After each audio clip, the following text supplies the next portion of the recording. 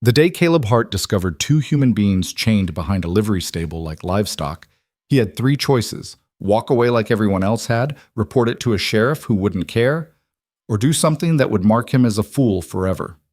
What he chose in that blistering Dakota afternoon would either save three lives or destroy them all. This is the story of how a lonely rancher, two abandoned sisters, and an impossible dream turned a dying valley into a miracle, and proved that sometimes the most radical act is simply refusing to look away. If you're watching from anywhere in the world, drop your city in the comments below. I want to see how far this story travels. And if it moves you, hit that like button. Now, let's begin. The sun hammered down on Red Hollow like divine punishment, turning the main street into a ribbon of dust and misery.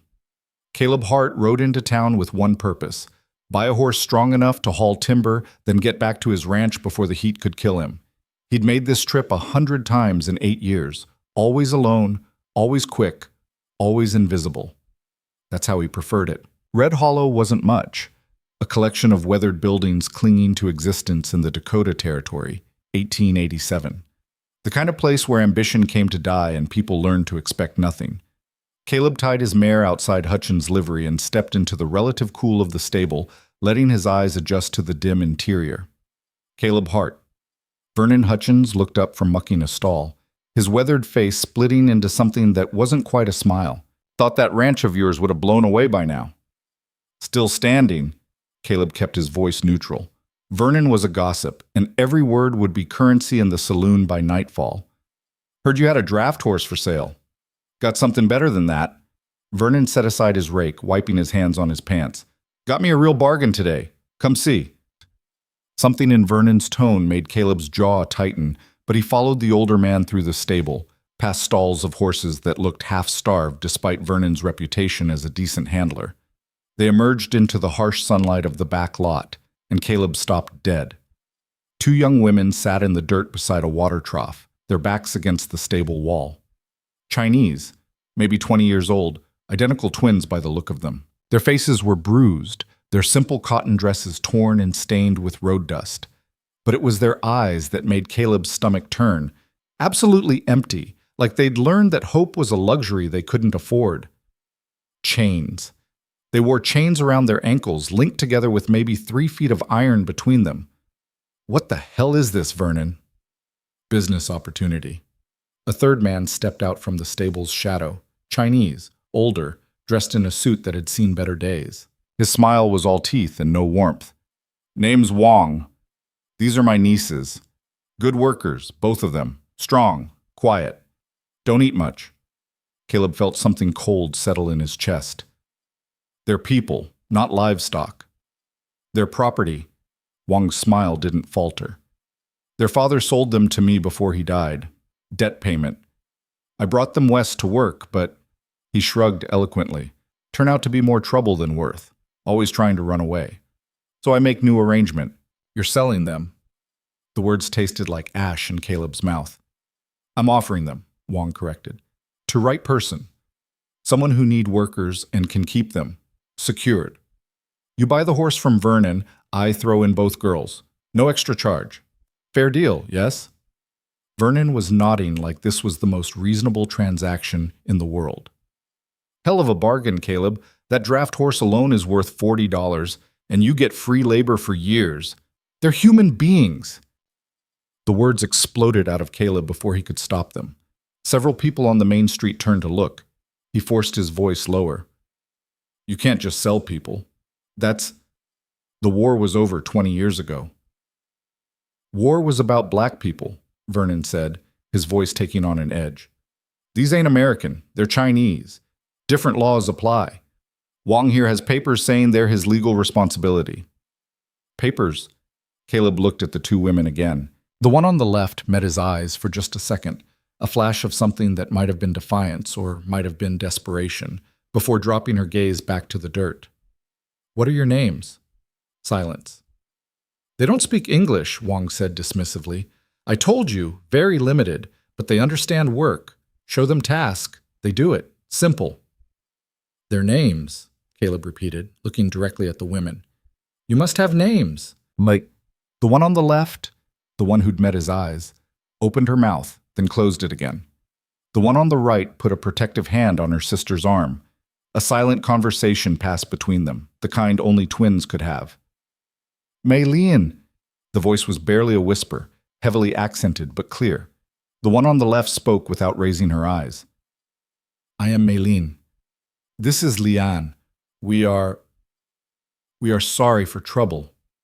The words hit Caleb like a physical blow. Sorry for trouble. As if existing was an inconvenience to the world. He'd come to town for a horse. That's all. One simple transaction, then back to his ranch in his solitude and his carefully maintained distance from the ugliness of the world. He had his own problems, land that barely produced, isolation that was slowly hollowing him out, a future that looked like one long march toward irrelevance and death. Getting involved in this would be insane. The town already thought he was strange for living alone, for avoiding church socials, for keeping to himself. If he walked out of here with 2 Chinese women, the gossip would be vicious. The speculation would be worse. And Wong clearly wasn't above hunting down property that tried to escape. The chains proved that. Taking these women might paint a target on all their backs. The smart move was to walk away. Buy the horse from someone else. Pretend he'd never seen this. Caleb looked at the twins again. Maylene had her sister's hand now, both of them staring at the ground like they could will themselves invisible, waiting for him to make the same choice everyone else had made, to see them as problems, not people. I'll take the horse, Caleb heard himself say. And them. Vernon's eyebrows shot up. Now that's sensible thinking, not as workers. Caleb cut him off, his voice harder than he'd meant it to be. As passengers. You want to be rid of them, Wong? Fine. They come with me. But the chains come off. Now. Wong's smile finally cracked. You don't understand. They run, then they run. Caleb pulled out his money pouch, counting out bills with deliberate slowness. 40 for the horse. That's the only transaction happening here. The women aren't part of any sale because people aren't merchandise. You want to keep trying to sell them, you find another buyer. But I'm guessing you won't, because if word got out that you were trafficking people in chains, even in a town like this, there'd be questions. Uncomfortable ones. The silence stretched out like a blade. Vernon looked between them, clearly trying to calculate which side of this would be more profitable. Wong's face had gone carefully blank, but his eyes were measuring, calculating. You take them. They're your problem, Wong said finally. Don't come crying when they steal from you or burn your house down. I'll manage. Caleb turned to Vernon. The keys to those chains, now. Now hold on. The keys, Vernon, or I report to the territorial marshal that you were facilitating human trafficking on your property. Might be nobody cares about what happens to 2 Chinese girls, but I bet they'll care about the precedent. Chains today, who tomorrow? Your reputation won't survive the question. Vernon's face flushed red, but he disappeared into the stable and returned with a small brass key. He practically threw it at Caleb. You're making a mistake, Hart. Everybody's going to know you got 2 Chinese whores living with you. Caleb moved before he could think about it, his fist connecting with Vernon's jaw hard enough to send the older man sprawling. Pain exploded across his knuckles, but he barely felt it through the sudden rush of anger. Say that again, Caleb said quietly. Please, give me a reason. Vernon stayed down, working his jaw, murder in his eyes. But he didn't speak. Caleb turned to the twins, holding up the key. May I? Maylene stared at him like he was speaking a language she'd forgotten existed. Slowly, carefully, she extended her ankled leg. The metal had rubbed the skin raw, leaving angry red marks that made Caleb's chest tighten with fresh rage. The lock clicked open. Then the second one. The chains fell into the dust with a sound like a door closing on something terrible. For a long moment, nobody moved. Then Leanne made a sound, not quite a sob, not quite a gasp, and pressed both hands to her mouth. Maylene just stared at her bare ankles as if she couldn't quite believe they were free. Can you ride? Caleb asked. Maylene looked up at him, and for the first time he saw something in her eyes besides emptiness. Fear, yes. Confusion, absolutely. But also the tiniest spark of something that might have been hope. Yes, she said. We ride. Good. Caleb turned back to Vernon, who was getting to his feet, still holding his jaw. I'm taking that draft horse and 2 saddle horses. You can keep your opinions to yourself, or I can share mine about your business practices with everyone who'll listen. Your choice. The ride out of Red Hollow was the longest 20 minutes of Caleb's life. He led the draft horse, the twins riding the two saddle horses in silence behind him. Every eye in town seemed to follow them, every conversation stopping as they passed. Caleb could feel the weight of it, the judgment, the speculation, the stories already being born.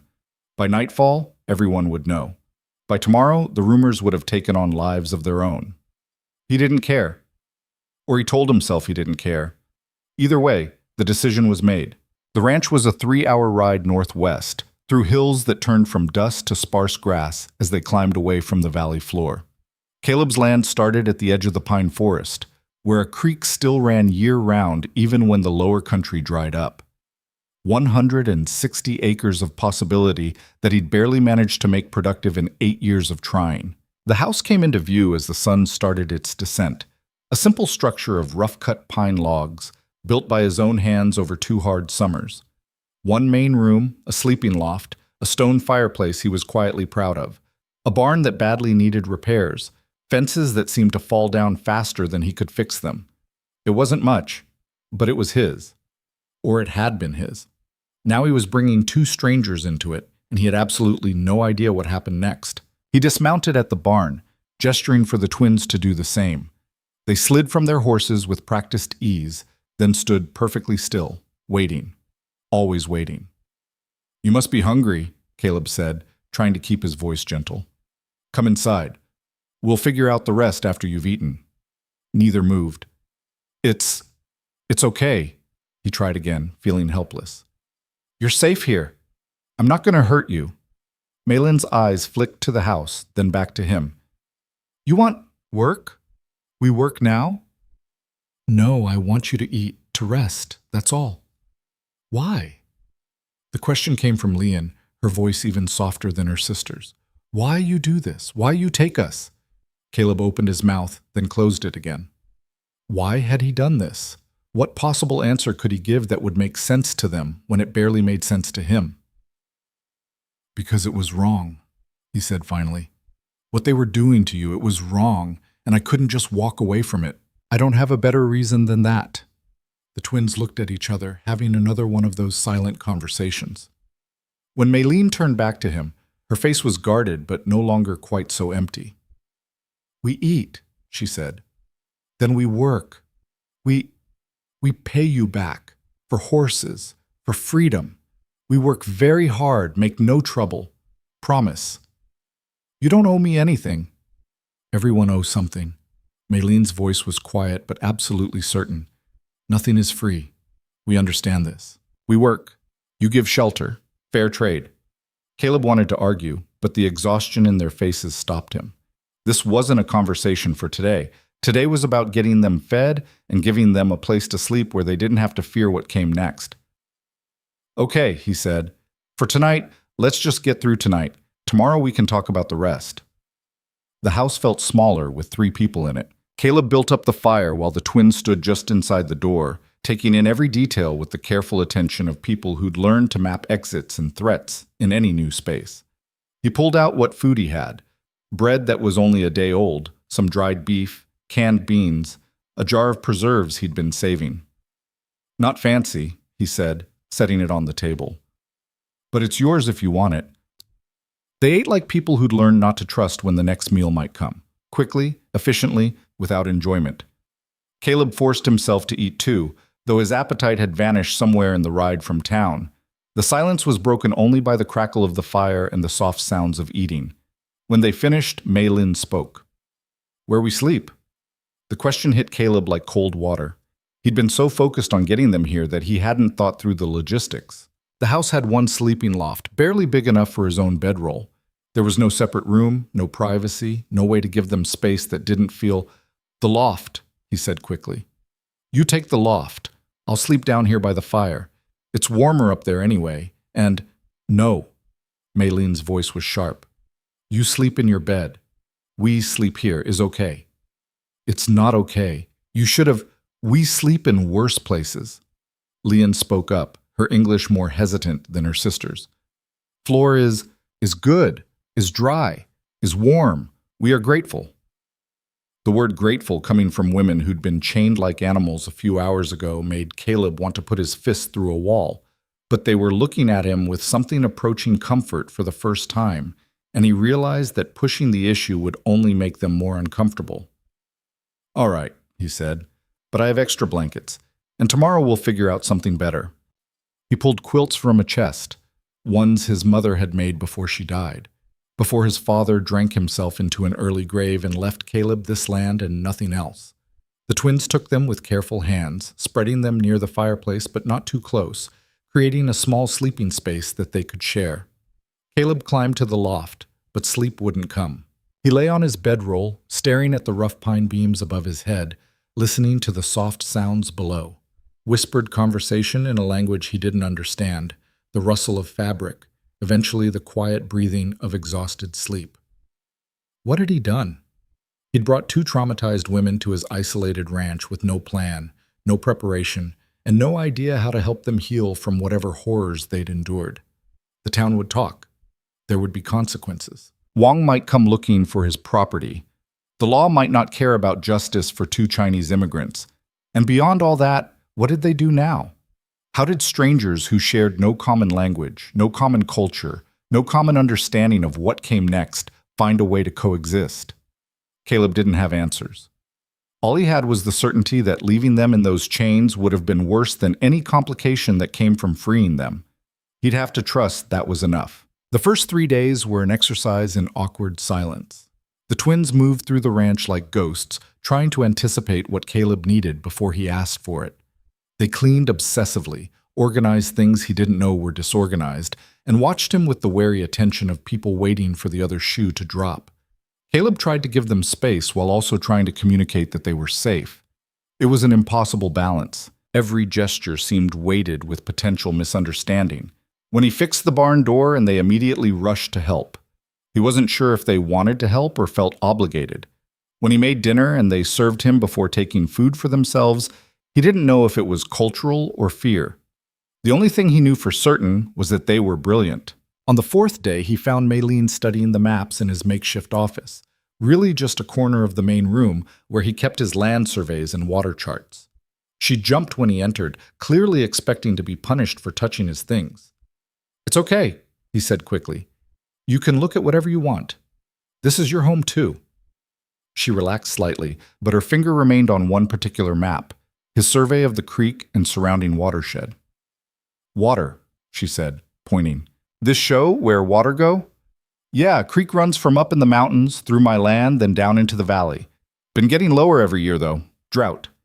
Maylene traced the creek's path with her finger, her brow furrowed in concentration. Then she pointed to a section of his land where the terrain rose in a series of gentle hills. "Water go different? Not straight?" Caleb looked at where she was pointing. "You mean dig a channel? I've thought about irrigation, but it's just me working the land. Digging channels would take months, maybe years, and—" "Not straight," Maylene interrupted, then caught herself. "Sorry, may I show?" "Please." She pulled out a piece of paper from his stack and began drawing with a pencil, her strokes quick and confident. Not straight channels, but winding curves that followed the contour lines of the hills.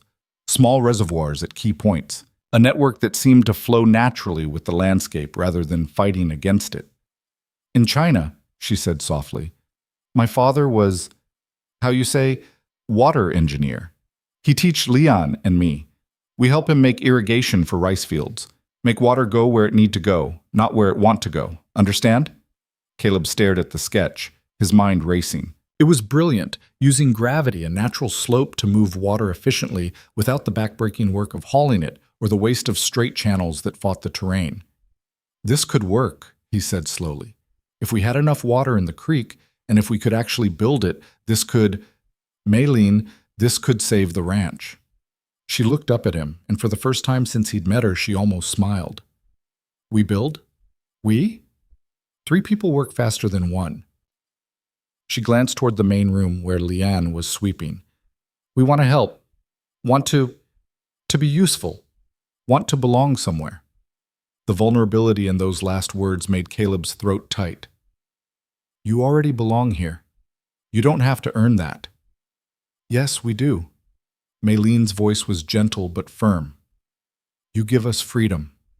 We give you us, our knowledge, our work, our loyalty. Make it fair. Make it real. Understand? Caleb understood. They needed to contribute not because he demanded it, but because being useful meant being valued. Being valued meant being safe. It was a survival instinct born from being treated as disposable for too long. Okay, he said, we build it together, but as partners, not as you owing me. Can you accept that? Maylene considered this, then nodded slowly. Partners. Yes, this is good word. That afternoon, the three of them walked the land together, Maylene and Lian discussing the terrain in rapid Mandarin, while Caleb tried to follow along with gestures and his basic understanding of the maps. Where he saw hills and rocks, they saw potential, catchment areas, reservoir sites, channel routes that would require minimal excavation. They showed him things he'd never noticed in 8 years of living here. How the runoff from spring snowmelt always carved the same paths down the hillsides. Where the soil was rocky enough to hold a channel without constant maintenance, which trees indicated deeper water tables underground. By sunset, they had a plan. Ambitious, exhausting, maybe impossible, but a plan. We start tomorrow? Lian asked, her English improving daily as she grew more comfortable speaking. We start tomorrow, Caleb confirmed. But tonight, we celebrate. Partners should celebrate new beginnings, right? He broke out a bottle of whiskey he'd been saving for no particular reason, poured small glasses for all three of them. The twins looked uncertain until he raised his glass. To new beginnings, he said, and to strangers who become family. Maylene translated for Lian, and something in the translation made Lian's eyes shine with what might have been tears. They raised their glasses, three people who had no reason to trust each other, learning to build something together. The whiskey burned, and Caleb watched the twins' faces screw up at the taste, which made him laugh, the first genuine laugh he'd had in months. That made them laugh too, and for a moment the weight of everything that had happened and everything that was coming just lifted. In that moment, sitting around his rough table with two women who'd been strangers less than a week ago, Caleb felt something he hadn't felt in 8 years of lonely ranching. He felt like he was home. The first shovel broke on the third day. Caleb stood holding the splintered handle, staring at the rocky hillside they'd been trying to excavate since dawn.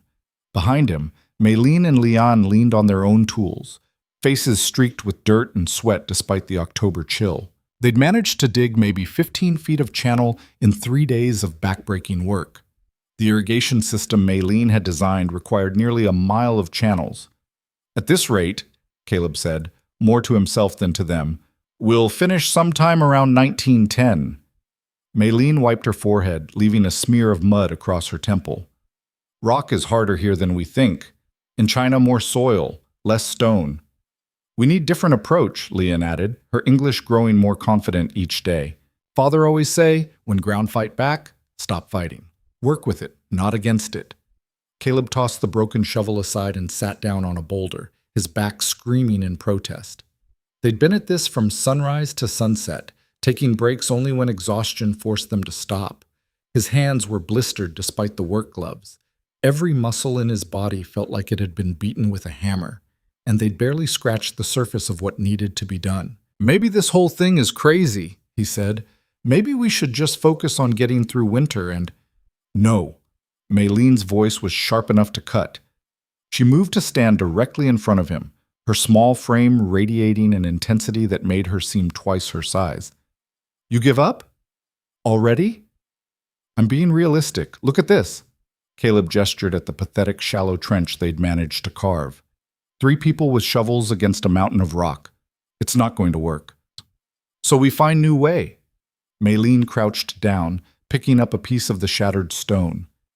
Father, teach us, when you cannot dig through stone, you make stone do the work. See how it break? Along the lines? We use this. She proceeded to explain, with Lian translating the technical terms she didn't know in English, a method her father had used in the mountains of Sichuan. Instead of trying to dig through solid rock, they would find the natural fault lines, use wedges and water to split the stone along those lines, then remove the pieces. Slower in some ways, but it would work with their limited tools rather than destroying them. Water freeze in winter, Leon added. We put water in cracks, let freeze, expand, break rock for us. Nature do the hard work. Caleb looked between them. These two women who'd been in chains less than 2 weeks ago, now teaching him engineering techniques from the other side of the world. The sheer absurdity of it made him want to laugh and weep at the same time. All right, he said, we try it your way, but if we're going to do this, really do this, we need help. Tools we don't have. Maybe another set of hands. Maylene's expression closed like a door slamming shut. No, no more people. Maylene, people talk, people judge, people make trouble. Her voice was tight with barely controlled fear. It's safer, just us three. We work slower, but we work safe. Caleb wanted to argue that they couldn't do this alone, that they needed supplies from town, that isolation wasn't the answer, but the terror in her eyes stopped him. She'd been betrayed by her own uncle, sold like livestock, treated as less than human. The idea of letting anyone else onto their land, into their fragile new trust, must feel like inviting disaster. Okay, he said gently, just us three. We'll figure it out. The relief on both sisters' faces told him it was the right answer, even if it wasn't the practical one. That night, huddled around the fireplace with maps spread across the floor, they revised the plan. Instead of trying to complete the entire system before winter, they'd focus on one section, a test run that would prove the concept and give them water for next spring's planting. Smaller, achievable, a foundation they could build on. Maylene traced the new route with her finger, her voice taking on the patient tone of a teacher. We start here, at highest point where creek bends. Make small dam, just rocks and clay. Channel follow this line, use natural curve of hill. Water flow down, slow and steady, into reservoir here. She pointed to a natural depression in the terrain. Then from reservoir, we can control where it go, one step at a time. How long? Caleb asked. The sisters exchanged a look. If we work every day. If weather is good. If no big problem. Maylene paused, calculating. Maybe finish before snow. Maybe. It was October 15th. In the Dakota Hills, snow could come as early as November, or they might have until December if they got lucky. 6 weeks. Maybe 8. To build something that could save the ranch or prove to be an expensive waste of time and effort. Then we'd better get started, Caleb said. The work became their entire world. They rose before dawn, ate a quick breakfast of coffee and whatever was left from dinner, and worked until darkness forced them to stop. Caleb's morning rides to check on his small herd of cattle became rushed affairs, the livestock growing increasingly feral without his constant attention. The garden he'd planted in spring withered from neglect. Everything that wasn't the irrigation system ceased to matter, but slowly, impossibly, the project began to take shape. Using Leanne's technique of working with the stone's natural fault lines, they made progress that felt almost miraculous after those first brutal days. Caleb learned to read the rock the way the sisters did, seeing the invisible seams where water and frost could do their work. They developed a rhythm, Caleb providing the raw strength for the heavy lifting, Maylene planning each day's work with meticulous precision, Leon solving the unexpected problems that arose with a creativity that constantly surprised him. The dam came first. They hauled rocks from the creek bed, some so large it took all three of them, and a makeshift pulley system to move them into place. Maylene showed Caleb how to pack clay between the stones, creating a seal that would hold back water without the risk of catastrophic failure if the creek flooded. Not too tight, she explained, her hands deep in the cold mud. Water needs small way through, or pressure build too much. Dam must breathe, like living thing. Let little water through, save big water for channel. The concept was elegant and terrifying. They were literally trying to redirect nature, convince a creek that had flowed the same path for thousands of years to take a new route. The margin for error felt razor thin. 2 weeks into the project, the first real test came. Caleb was working on the channel's upper section when he heard Leon shout from the dam site. Her voice carried pure panic, and he dropped his tools and ran, his heart hammering. He found both sisters in the creek, water up to their waists, desperately trying to shore up a section of the dam that was washing out faster than they could repair it. "What happened?" he yelled over the roar of the water. Beaver! Maylene pointed upstream where a fresh dam of sticks and mud was backing up the creek, increasing the pressure on their carefully constructed barrier. They build there overnight, now too much water come at once. Caleb didn't hesitate. He waded into the freezing water, grabbed a support pole they'd been using for leverage, and headed for the beaver dam. The water was shockingly cold, stealing his breath, but he pushed forward, using the pole to break apart the natural dam stick by stick. The beavers had done impressive work. The structure was solid and well-engineered. Under other circumstances, Caleb might have admired it. Right now, it was threatening to destroy weeks of their labor. "Caleb, be careful!" Leon's voice was barely audible over the water. "Current is strong!" He felt it then, the pull of the creek trying to sweep his legs out from under him. For one terrifying moment, he lost his footing, the pole slipping from his grip. Cold water closed over his head, filling his nose and mouth with the taste of silt and fear. Then hands grabbed his coat, hauling him upward. Maylene had somehow gotten to him, her small frame anchored against a rock, her grip on his jacket like iron. She pulled him toward shallower water, screaming something in Mandarin that he didn't understand but felt in his bones. They collapsed on the bank together, gasping, soaked through. The beaver dam was half destroyed, enough to reduce the pressure on their structure. Leon was still in the water, frantically packing mud into the weak spots, her movements desperate but precise. "You crazy man?"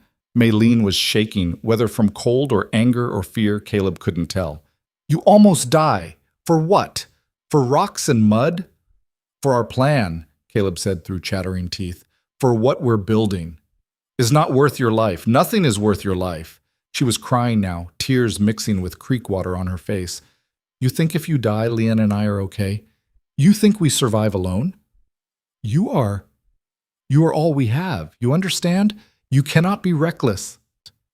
The raw emotion in her voice hit Caleb harder than the cold water had. Somewhere in the past 2 weeks, without him fully realizing it, they'd stopped being strangers sharing a roof and become something else, something that mattered enough for Maylene to risk her own life pulling him from the creek. "I understand," he said quietly. "I'm sorry. I should have thought—" "We think together now," Maylene interrupted, her voice fierce. "We work together. We decide together. We survive together. No more alone. Promise me." "I promise." Leon emerged from the creek, covered in mud but victorious. "Dam holds, is stable now. Why are you both crying?" "We're not crying," Maylene said, wiping her eyes roughly. "It's just creek water." "Uh-huh." Leon's knowing smile said she didn't believe that for a second, but she was kind enough not to push. "We should go home, get dry, before we all freeze and beavers win." That night, they sat closer to the fire than usual, wrapped in blankets and drinking whiskey-spiked tea that Leon insisted was medicinal. The near disaster had shaken something loose in all of them, made the stakes feel suddenly real and immediate. "Tell me about China," Caleb said into the comfortable silence. "About your father, about the work you did with him." Maylene and Leon exchanged one of their wordless twin conversations. Then Maylene began to speak, her voice soft in the firelight. "Our father was a brilliant man, not educated in schools, but learned from his father and his father before. Water engineering is art in our family, passed down. He worked on great irrigation projects in Sichuan province, make dry land bloom. People respect him very much." "What happened?" Caleb asked gently. "He gets sick. Lung sickness from working in cold water too many years. Before he die, he make arrangement with his brother, our uncle, to care for us. We think," her voice cracked slightly, "we think family means something. We are stupid." "Not stupid," Caleb said firmly.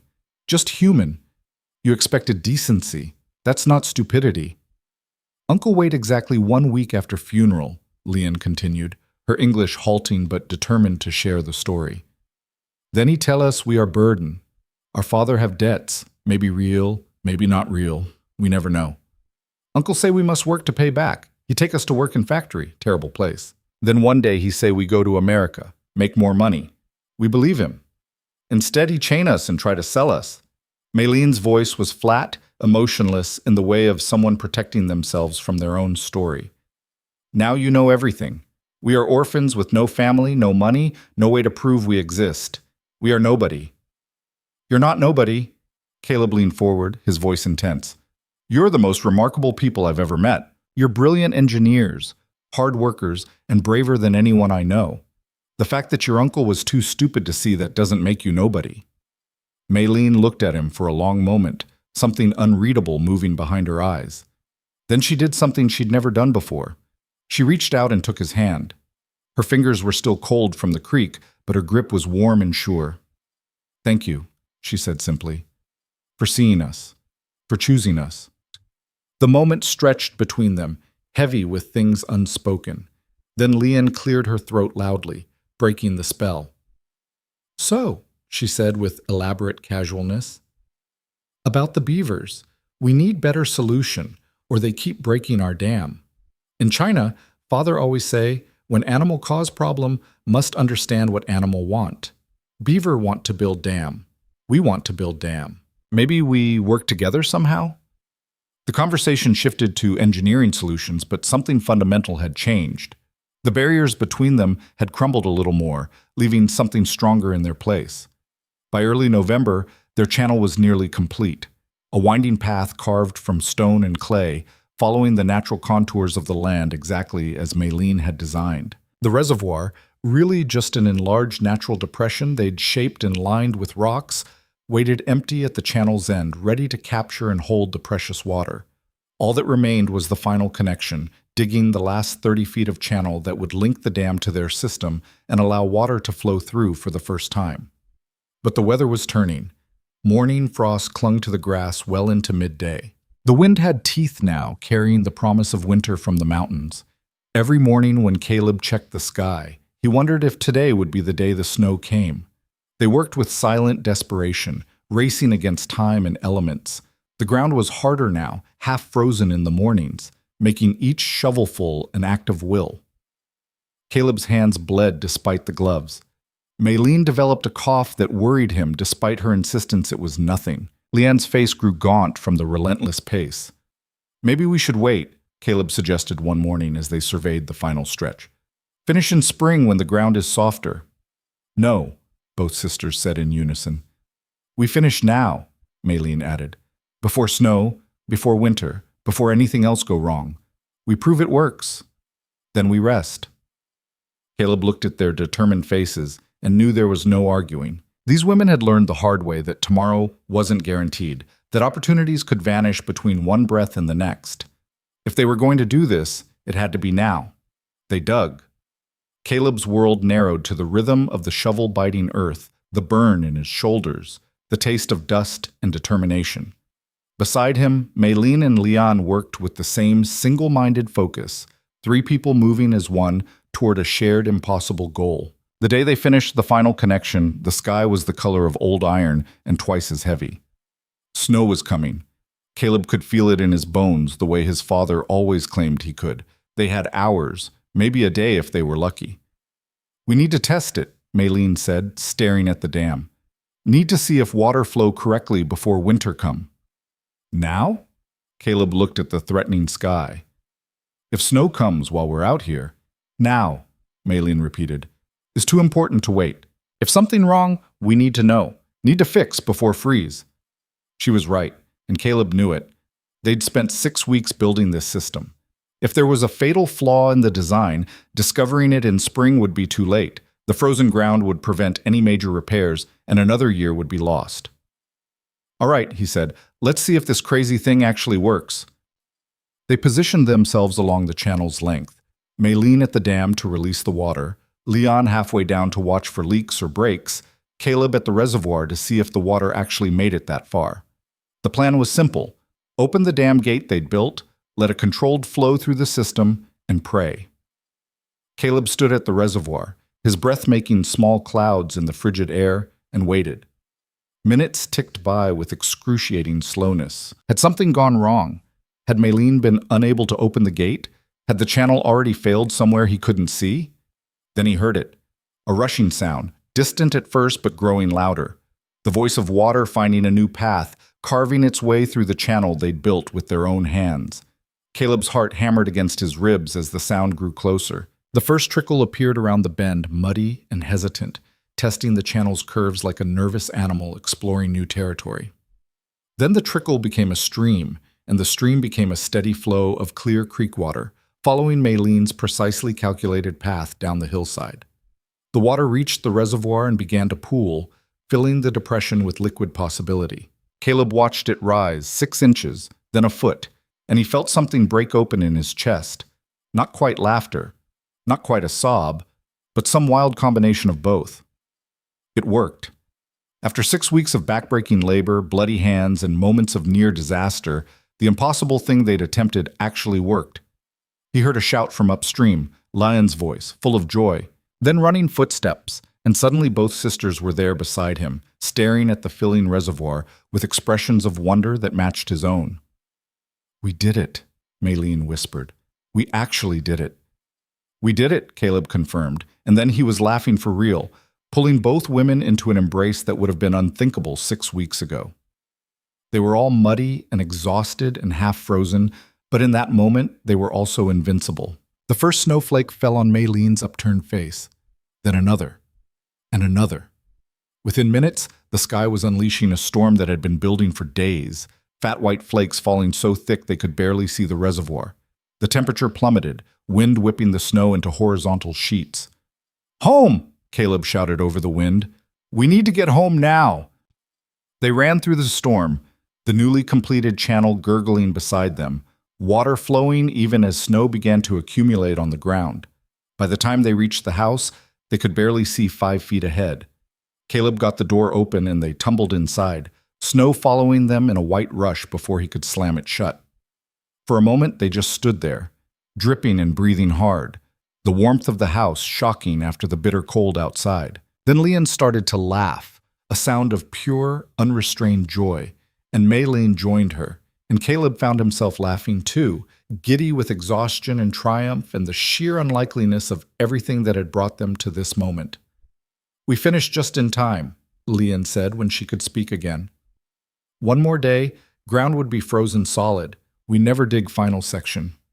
"Luck," Maylene said, but she was smiling. "Or maybe something watching over us." Caleb built up the fire while the sisters changed into dry clothes. He made coffee strong enough to strip paint, and they sat around the table, hands wrapped around steaming mugs, listening to the wind howl outside. The storm would last days, he knew. They'd be snowed in, forced to live on stored supplies and each other's company. Somehow, that didn't seem like a hardship anymore. "Next spring," Maylene said eventually, her voice contemplative, "we expand system, add more channels, more reservoirs, make enough water for twice as much land." "Next spring," Caleb agreed. "But right now, we rest. We've earned it."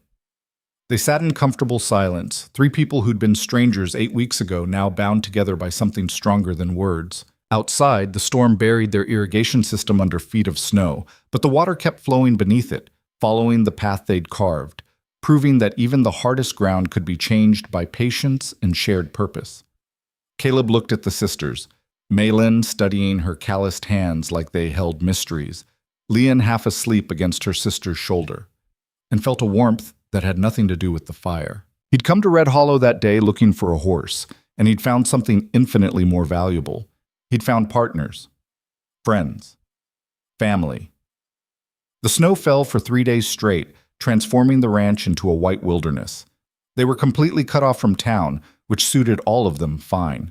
In the warm cocoon of the house, they settled into a routine that felt almost domestic, cooking meals together, teaching each other words in their respective languages, playing simple games with cards Caleb had forgotten he owned.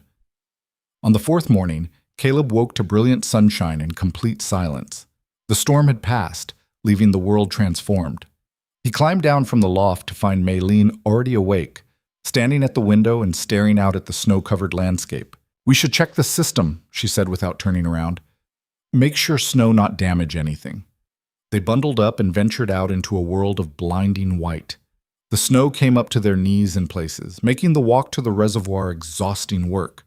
But when they finally reached it, Caleb stopped dead, his breath catching in his throat.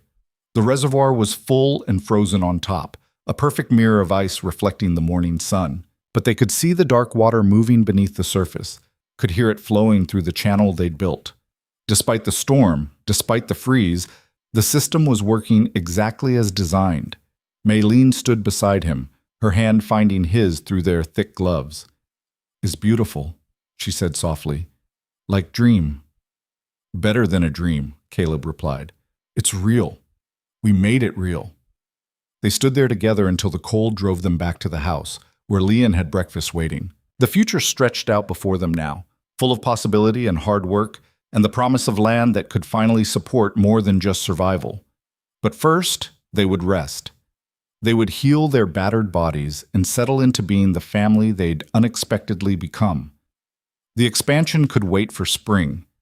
For now, in the warmth of the house with snow falling gently outside and water flowing through channels they'd carved from stone, they had everything they needed. The knock on the door came 3 weeks into the new year, shattering the winter peace they'd built around themselves like ice breaking under sudden weight. Caleb was repairing harnesses by the fire, while Maylene and Leon worked on sketches for the spring expansion. The sound froze all three of them, eyes meeting in shared alarm. Nobody came to the ranch in winter. Nobody had reason to. "Stay here," Caleb said quietly, reaching for the rifle he kept by the door. The sisters didn't argue, but he saw them position themselves near the back door, ready to run if needed. The old fear never quite left them. He opened the door to find Sheriff Dutch Mercer standing on his porch, snow crusted on his coat and hat. Behind him, 3 other men sat on horseback, their faces hard and unfriendly in the winter light. "Dutch," Caleb said, keeping his voice neutral despite his racing heart, "what brings you out here in the middle of winter?" The sheriff was a lean man in his 50s, with the weathered face of someone who'd spent decades enforcing law in a place that barely acknowledged its existence. He'd always been fair with Caleb, but there was no warmth in his eyes today. "Got complaints, Hart. Need to ask you some questions." "What kind of complaints?" "The kind that say you got 2 Chinese women living here under questionable circumstances. The kind that wonder if you're running some sort of arrangement that ain't quite legal." Dutch's voice was careful, professional, but Caleb could hear the apology underneath. This wasn't a visit the sheriff wanted to make. "They're not prisoners, Dutch. They live here freely. They can leave any time they want." "That true?" The sheriff called past Caleb, addressing the sisters directly. "You ladies here by choice?" Maylene stepped forward, her chin lifted in defiance despite the fear Caleb could see trembling at the corners of her mouth. "We are here by choice. Mr. Hart, give us home, give us freedom. We work together on ranch, is all legal and proper." One of the men behind Dutch spat into the snow. "Legal and proper, my ass. Chinaman's whores is what they are. Everyone in town knows it." Caleb moved before he could think, stepping fully out onto the porch despite the cold. "You want to say that again, Morrison? Real clear this time so I can hear you proper?" Frank Morrison had the decency to look slightly uncomfortable, but he didn't back down. "Just saying what everyone's thinking. Ain't natural, a man living alone with 2 Chinese girls. There's laws against that kind of thing." "What laws?" Caleb's voice was dangerously quiet. "Last I checked, there's no law saying who can and can't share a roof as long as everyone's a consenting adult. Unless you know something I don't, Sheriff?" Dutch sighed, his breath misting in the cold air. "He's right, Morrison. There's no law being broken here that I can see. But Hart, you got to understand how this looks. Vernon Hutchins has been spreading stories about how you took these women from Wong, about the chains, about how I freed 2 human beings who were being trafficked like livestock," Caleb interrupted. "Yeah, that's exactly what happened. You got a problem with that, Dutch?" "I got a problem with people getting themselves killed over foolishness," the sheriff said bluntly. "Wong's been making noise about his stolen property, says those women belong to him legal and proper, got papers to prove it. He's talking about filing charges, maybe bringing in federal marshals." The words hit like a physical blow. Caleb felt Maylene's hand grip his arm from behind, her fingers digging in with desperate strength. "Those papers are fake," Caleb said. "You know it, I know it, everyone knows it. You can't own people anymore, Dutch. We fought a war about that." "War was about black folks," Morrison interjected again. "These are Chinamen, different situation entirely." "The hell it is!" Caleb's shout echoed across the snow-covered hills. "People are people, Morrison. Slavery is slavery. I don't care what color skin you wrap it in." "Easy, Hart." Dutch held up a placating hand. "I'm not here to arrest anyone. I'm here to warn you. Wong's got friends in the territorial government, and he's making a lot of noise about stolen property and breach of contract. Now, I think he's full of horseshit, but that don't mean he can't cause you serious trouble. My advice? Find a lawyer, get some proper documentation that these ladies are free citizens, and cover your legal backside before this gets uglier. And if Wong comes here looking for them, the sheriff's face went hard. Then you defend your property and your household like any man would. But you make damn sure it's clear self-defense, you understand? Don't give anyone ammunition to paint you as the bad guy in this. Caleb understood perfectly. The law might turn a blind eye to what happened on an isolated ranch, but only as long as the story could be told the right way afterward. Appreciate the warning, Dutch. We'll be careful. The sheriff nodded, then looked past Caleb to where Maylene and Lian stood in the doorway. You ladies need anything, you come to town. My office is open to anyone who needs help, regardless of where they come from. Remember that. It was a small kindness, but Maylene's expression softened slightly. Thank you, Sheriff. We remember. Dutch and his men rode off, leaving Caleb standing on the porch with his hands clenched into fists and rage burning in his chest. He heard the door close softly behind him, then Maylene's voice, small and frightened in a way he hadn't heard since those first days. He will come for us. Wong will not give up. We are worth money to him. He will come. Caleb turned to find both sisters standing close together, the old fear back in their eyes. Lian was trembling despite the warmth of the house, and Maylene looked like she might shatter at any moment. Then he'll learn what a mistake that is, Caleb said, his voice harder than he'd ever heard it. This is your home. You're under my protection, and I will defend that with everything I have. Do you understand? You cannot fight the law, Lian whispered. If he has papers, if he has government friends, then we'll get better papers and better friends. Caleb moved to the gun cabinet, checking his ammunition supplies with methodical precision. We'll ride to Rapid City first thing spring thaw hits, find a lawyer, get you proper citizenship documentation. We'll make this so legal that Wong chokes on his own lies. And if he comes before spring? Maylene's voice was steady now, but her eyes were calculating, already planning for the worst. Then we make sure he regrets it. Caleb turned to face them fully. I meant what I said that first day.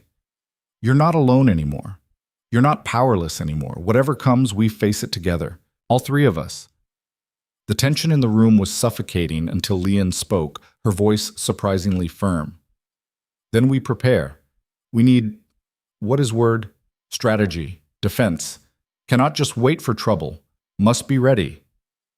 Over the next week, their peaceful winter retreat transformed into something else entirely.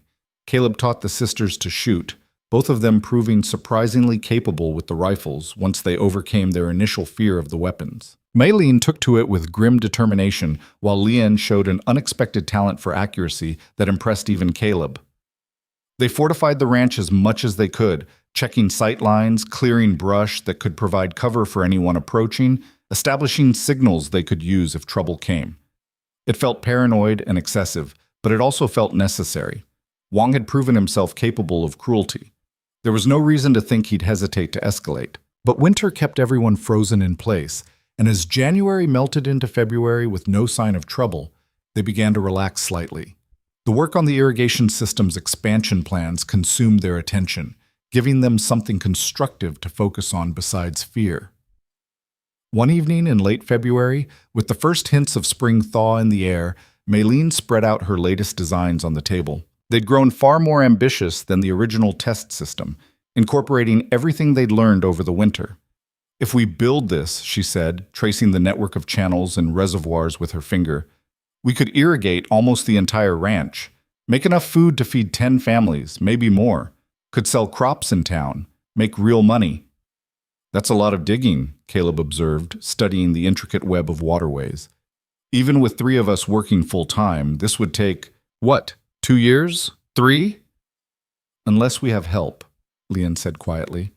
Both Caleb and Maylene turned to look at her. I know, we say no more people, but Maylene is right.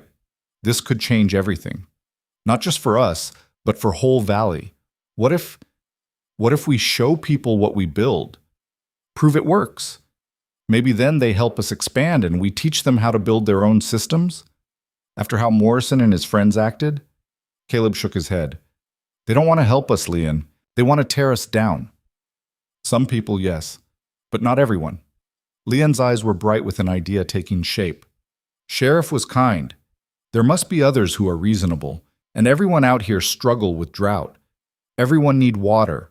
What if we offer solution instead of keeping to ourselves? Maylin was quiet for a long moment, her expression troubled. Is risk?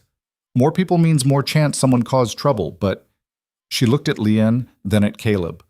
Also means more safety. If we make ourselves valuable to community, maybe harder for Wong to cause problems, harder to attack people who are helping everyone else. Caleb could see the logic, even as part of him recoiled from the idea of opening their private world to outsiders. But Leon had a point. Isolation had its own dangers. If they could transform from the weird outsiders everyone gossiped about into valuable members of the community, Wong's accusations would have less power. All right, he said slowly. When spring comes, we extend an invitation. Any rancher who wants to see what we've built, we show them. We explain how it works. And if anyone wants to learn how to build their own irrigation system, we teach them. But, he held up a hand, we do it on our terms. Our land, our rules. Anyone shows disrespect to either of you, they're gone. No second chances. The sisters nodded, and they turned back to the plans with renewed energy. If they were going to put themselves in the public eye, they needed to make sure what they'd built was undeniable proof of their competence. March roared in with temperamental weather, warm days that turned the snow to mud, followed by freezing nights that locked everything solid again. But slowly, inevitably, winter's grip loosened. The creek swelled with snowmelt, their irrigation system handling the increased flow exactly as designed. Green things began pushing up through the thawing earth, and with the thaw came visitors. The first was William Chen, a Chinese merchant from Rapid City who'd heard rumors about 2 Chinese women living on a ranch in Red Hollow. He arrived on a mild March afternoon, driving a wagon loaded with goods and accompanied by an interpreter. Maylin and Leon met him with a mixture of hope and wariness. It had been months since they'd spoken to anyone in their native language besides each other, and Caleb could see the hunger for that connection warring with their learned distrust of strangers. Chen spoke rapidly in Mandarin, his interpreter translating for Caleb's benefit. Mr. Chen says he came to ensure the ladies are well treated and not being held against their will. He's heard troubling stories and wants to offer assistance if needed. We are treated very well, Maylin responded in English, though Caleb noticed her switching to Mandarin for rapid clarifications with Chen. Mr. Hart is good man. He saved us from someone very bad. We work together here, build something important. The conversation continued for over an hour, Chen asking careful questions while his sharp eyes took in every detail of the ranch and the sisters' demeanor. Finally, he seemed satisfied. Mr. Chen wishes to know if you need legal help, the interpreter said. He has connections with lawyers in Rapid City who handle immigration and citizenship cases. He says if there are any documents you need, any official recognition of your status, he can facilitate that. Caleb and Maylin exchanged glances. This was the opportunity they'd been hoping for, but it had arrived from an unexpected direction. We would be very grateful for that help, Caleb said carefully. There's a man named Wong who claims to have legal ownership of the sisters. We need documentation that proves they're free citizens with rights to be here. Chen's expression darkened when the name Wong was mentioned. He spoke rapidly in Mandarin, and Maylin's face went pale. What did he say? Caleb demanded. He says Wong is known in Chinese community, Lian translated, her voice shaking. He is human trafficker, brings people from China with promises of good work, then sells them like animals. Chen says many people looking for Wong, many families he destroyed. If Chen can help put him in prison, he will do it gladly. What followed was a rapid negotiation conducted in 2 languages, with Caleb understanding only half of what was said, but trusting Maylin and Lian to represent their interests. By the time Chen left, they had an appointment with a lawyer in Rapid City for the following week, and a promise of support from the Chinese merchant community if Wong tried to make legal trouble. He also wants to buy crops from us this summer, Maylin said after Chen's wagon had disappeared down the road. Says if our irrigation works as well as he thinks, he'll buy everything we can grow and sell it in Rapid City. Could be good money. Did you trust him? Caleb asked. Both sisters considered the question seriously before Maylene answered. Yes, he is. His anger at Wong was real. His concern for us was real. I think he sees helping us as way to hurt Wong, but that is okay. We can use that. The second visitor came 3 days later, and he was far less welcome. Caleb was checking the upper reservoir when he heard horses approaching fast. By the time he got back to the house, 4 men were dismounting in his yard, and his blood turned to ice when he recognized the leader. Wong had come, and he'd brought armed men with him. Caleb's hand went automatically to the pistol at his hip, but he forced himself to keep walking at a steady pace, showing no fear. Inside the house, he knew Maylene and Lian would have heard the horses. They'd know what to do: lock the doors, get the rifles ready, prepare for the worst. Mr. Wong, Caleb said, his voice neutral. You're trespassing on private property. I'm reclaiming stolen property, Wong corrected, his English perfect and his smile sharp as broken glass. Those 2 women belong to me. I have legal documents proving it. You will return them now, or I will have you arrested for theft. They're people, not property, and they're staying right where they are. Wong's smile never wavered, but his eyes went cold. You Americans, so arrogant, so certain of your righteousness. But your law is clear. I have contracts showing their father sold them to me for debts. I have immigration papers showing I am legal guardian. I have right to them. Your papers are fake, and we both know it. Prove it.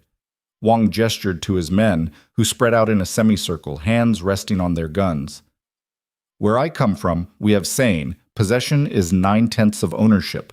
Right now you possess my property. I intend to change that. The front door of the house opened, and both Maylene and Leon stepped out, rifles held with the confidence of people who'd been practicing. Wong's expression flickered, just for a moment, with something that might have been surprise or fear. We are not your property, Maylene said, her voice carrying across the yard with absolute clarity. We were never your property. Our father never sold us. You are liar and criminal, and we will never go with you. You don't have choice. She has every choice. Caleb cut him off, his hand now openly on his pistol. This is my land, Wong. Those women are under my protection. You want them? You're going to have to go through me and 2 very angry women with loaded rifles. You think your papers will matter when you're explaining to the territorial marshal why you started a gunfight over property that can speak for itself. The standoff stretched like wire pulled too tight. Wong's men were clearly hired guns, but they were also clearly uncomfortable with the situation. Shooting a rancher and 2 women on their own property was the kind of thing that could get a man hanged, fake papers or not. This isn't over, Wong said finally, his voice dripping venom. I have friends. I have law on my side. You cannot protect them forever. Watch me. Wong and his men mounted up, but before they could leave, a new voice called out across the yard. What's all this commotion? Sheriff Mercer rode into the yard, accompanied by 2 deputies. His timing was too perfect to be coincidence. Caleb suspected Chen might have sent word to the sheriff about the situation.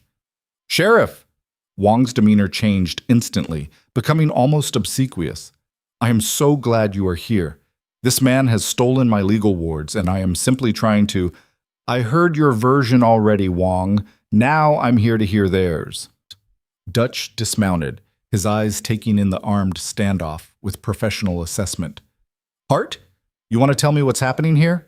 Wong showed up with armed men, demanding I hand over 2 free citizens who have every right to be here. I declined. He threatened violence. That's when you arrived. The sheriff turned to the sisters. Ladies, you want to go with this man? No! Both sisters spoke in unison, their voices ringing with absolute certainty. There you have it. Dutch turned back to Wong. They don't want to go with you. They're adult women with the right to choose where they live. Unless you got a court order saying otherwise, you need to leave. Now. I have legal documents. Then take them to a judge and get a court order. Until then, you're harassing residents on private property, and that's a crime I can arrest you for. Your choice, Wong. Leave peaceful or leave in chains. The calculation was visible on Wong's face. Fight and risk arrest, or retreat and try another approach. Finally, he jerked his horse's reins and rode off, his men following. But the look he gave Caleb and the sisters as he left promised this was far from over. When the sound of hoofbeats faded, Dutch turned to Caleb. "You got yourself in deep, Hart. Wong's not going to give up easy. He's already filed complaints with the territorial governor, and he's got some ugly allegations attached." "What kind of allegations?" "The kind that say you're running a brothel with Chinese women. The kind that question what work they're really doing here. The kind designed to make you look like a criminal and them look like victims who need rescuing." Dutch's face was sympathetic but firm. "You need legal help, and you need it fast. This stops being my problem and starts being a federal problem if Wong pushes hard enough." "We have lawyer appointment in Rapid City next week," Maylene said. "Mr. Chen is helping us." "Chen's a good man, but be careful. Wong's got reach, and he doesn't like losing." Dutch tipped his hat. "I'll do what I can from my end, but you watch yourselves. Next time Wong comes, he might not come with just 4 men." After the sheriff left, the 3 of them stood in the yard, the reality of their situation settling over them like a heavy blanket. The peaceful winter was over. The battle they'd been dreading had finally arrived. "We need to accelerate everything," Caleb said. "The legal documentation, the community outreach, proving you're valuable citizens instead of victims. We can't give Wong any ammunition." "And we need to be ready to defend ourselves," Lian added quietly, "because he will come back.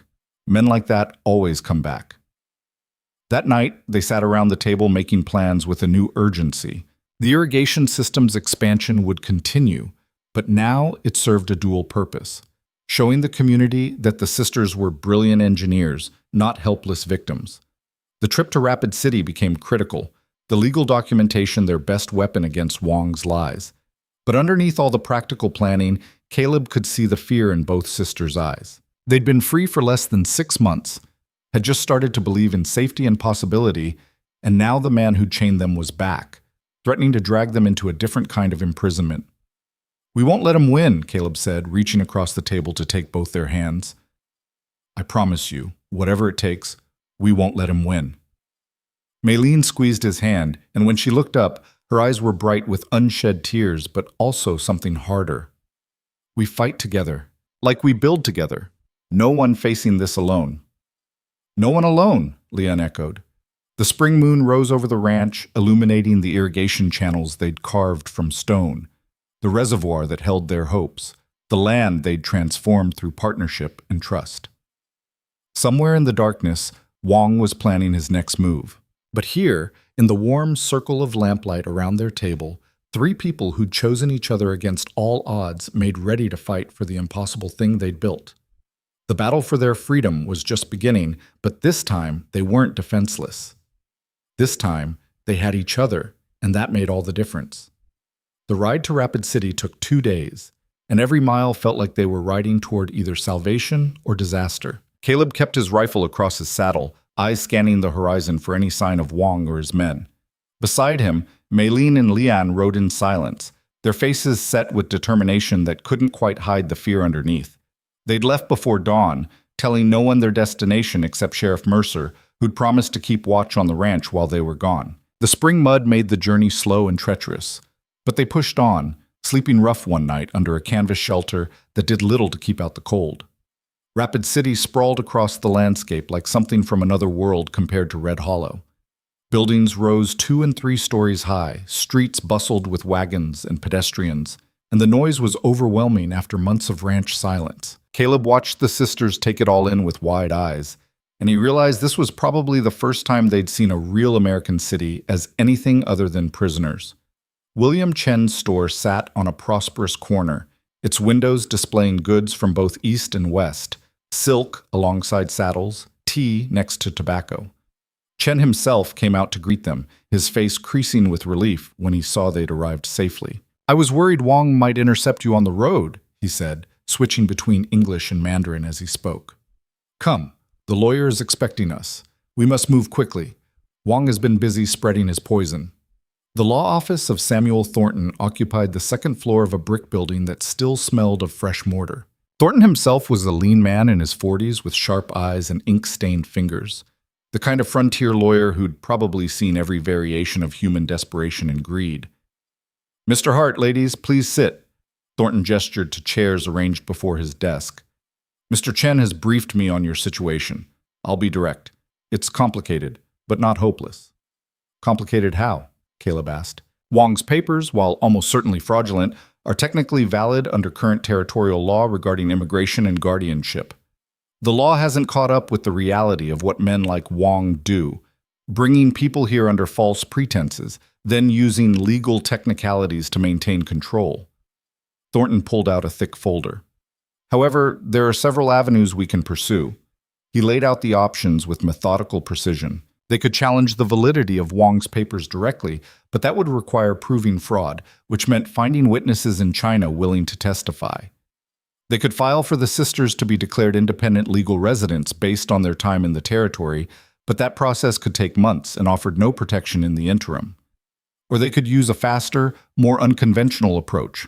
If the ladies were to marry American citizens, Thornton said carefully, their legal status would change immediately. Marriage grants citizenship and protection under territorial law. Wong's guardianship papers would be rendered void.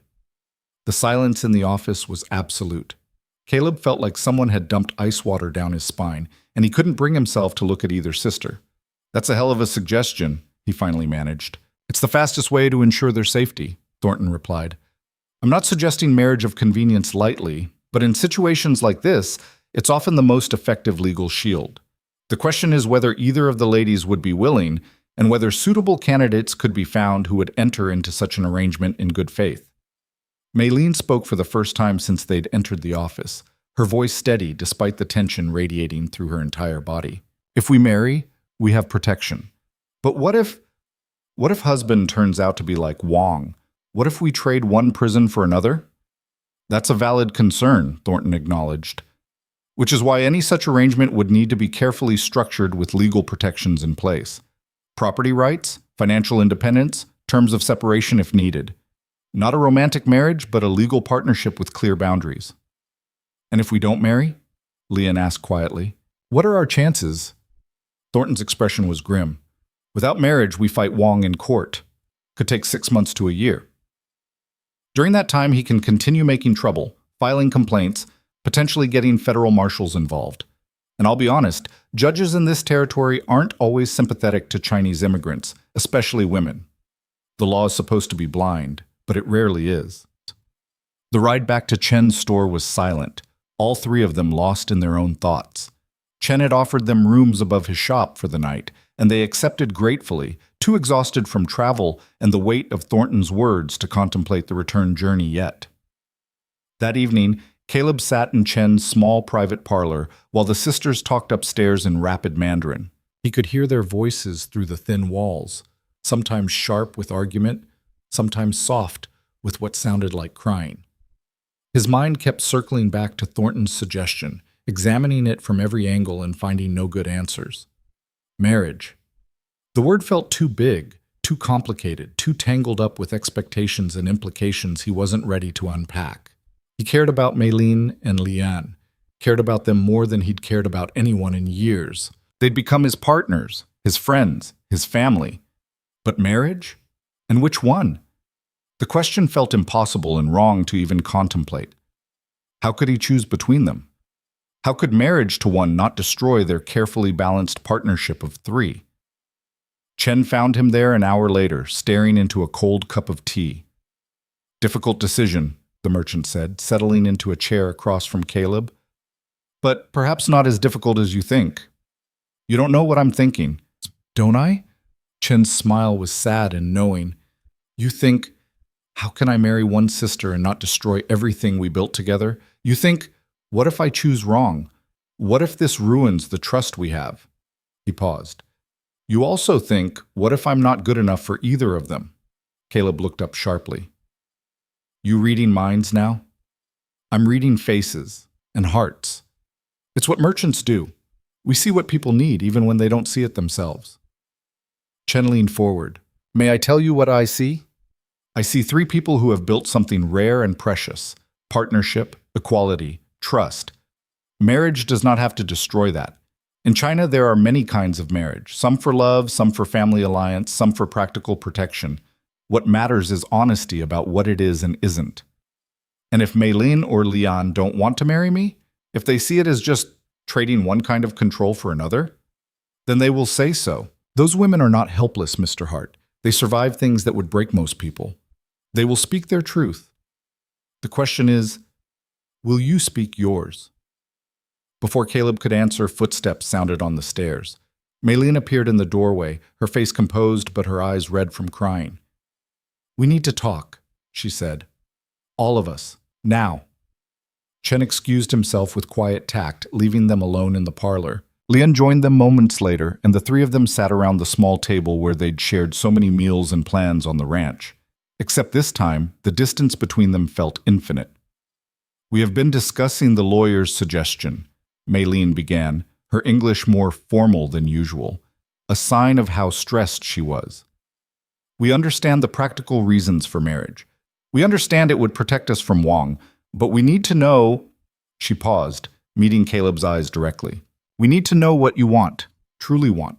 Not just what you think is right or what will help us. What do you want?" The question hit Caleb like a physical blow. What did he want? 6 months ago, he'd wanted nothing more than to be left alone with his failing ranch and his carefully maintained solitude. Then, 2 strangers had entered his life, and everything had changed. He wanted them safe. He wanted them free. He wanted to keep building the life they'd started creating together, the partnership, the work, the quiet domestic peace they'd found. He wanted to protect them from Wang and from anyone else who would try to reduce them to property or objects or anything less than the brilliant, strong, remarkable women they were.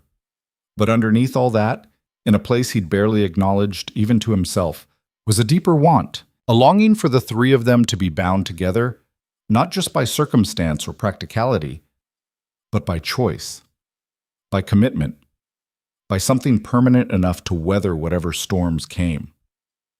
"I want you both to be safe," he said finally, his voice rough with emotion. "I want you to have the freedom to make your own choices without fear. If marriage to me gives you that, then I'll do it. But I need you to know I'm not doing this because I think I own you or because I expect anything in return. I'm doing it because you're my family, and I protect my family." "Which one of us?" Lian asked softly. "If marriage is the answer, which sister do you choose?" And there it was. The impossible question laid bare. Caleb looked at them both. Maylene with her fierce intelligence and hidden vulnerability. Lian with her quiet strength and unexpected creativity. They were both extraordinary. The idea of choosing between them felt like being asked to choose which lung to breathe with. "I can't," he admitted. "I won't. You're both everything. I can't choose between you, and I won't try."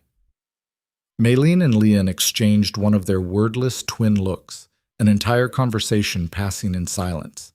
Then Maylene spoke, her voice carrying a strange mix of nervousness and determination.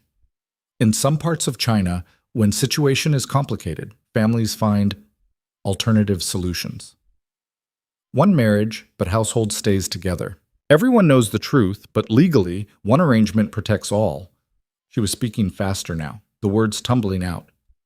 "I marry you on paper, for legal protection, but nothing changes between 3 of us. We still work together, live together, build together. Just now, Wang cannot touch either of us because legal wife has rights and she can extend protection to her sister." "You'd be willing to do that?" Caleb asked. "Marry me just for the legal protection?" "Is not just anything." Maylene's eyes were bright with unshed tears. "You are a good man, Caleb Hart. You save our lives. You treat us with respect and dignity when no one else would. You build partnership with us, not over us. If marriage to you means safety and freedom, then it is honor, not burden." Lian reached across the table, taking both her sister's hand and Caleb's. "We stay together, all 3. That is what matters. The paper and the law can say whatever they need to say. We know the truth. We are family. We choose each other. Everything else is just details." Caleb felt something break open in his chest, a dam he hadn't known he'd built finally crumbling. "You're sure? Both of you? Because once we do this, there's no going back. Wang will fight harder. The town will talk more. Everything gets more complicated." "Everything already complicated," Maylene said with a ghost of her rare smile. "What is one more complication among friends?" They sat there for a long moment, 3 people who'd found each other against impossible odds, making a choice that would bind them together in the eyes of the law, if not in all the traditional ways. It wasn't the marriage any of them had probably imagined in whatever futures they dreamed of as children, but it was real, and it was theirs, and that made it right. Okay, Caleb said. We do it. Tomorrow, before we lose our nerve. We make this legal and official, and then we dare Wong to try to touch either of you. Thornton had the papers ready by noon the next day. He'd apparently anticipated their decision. The ceremony was brief and businesslike, conducted by a justice of the peace in an office that smelled of old paper and cigars. Chen and his wife served as witnesses, their faces carefully neutral but their eyes warm with approval. Caleb stood next to Maylene, acutely aware of how small her hand felt in his as they repeated the words that would legally bind them together. She wore a simple blue dress that Chen's wife had loaned her, and her hair was pinned up in a style that made her look older and more American. But her eyes were still the same, dark and intelligent and just a little bit afraid. I do, Maylene said when prompted, her voice steady and clear. I do, Caleb echoed, meaning it with every fiber of his being, even as his mind raced with all the implications of what they were doing.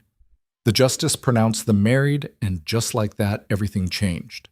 Maylene was now legally Maylene Hart, an American citizen by marriage with all the rights and protections that entailed. Liane, as her sister, fell under the household's protection. Wong's papers were rendered void.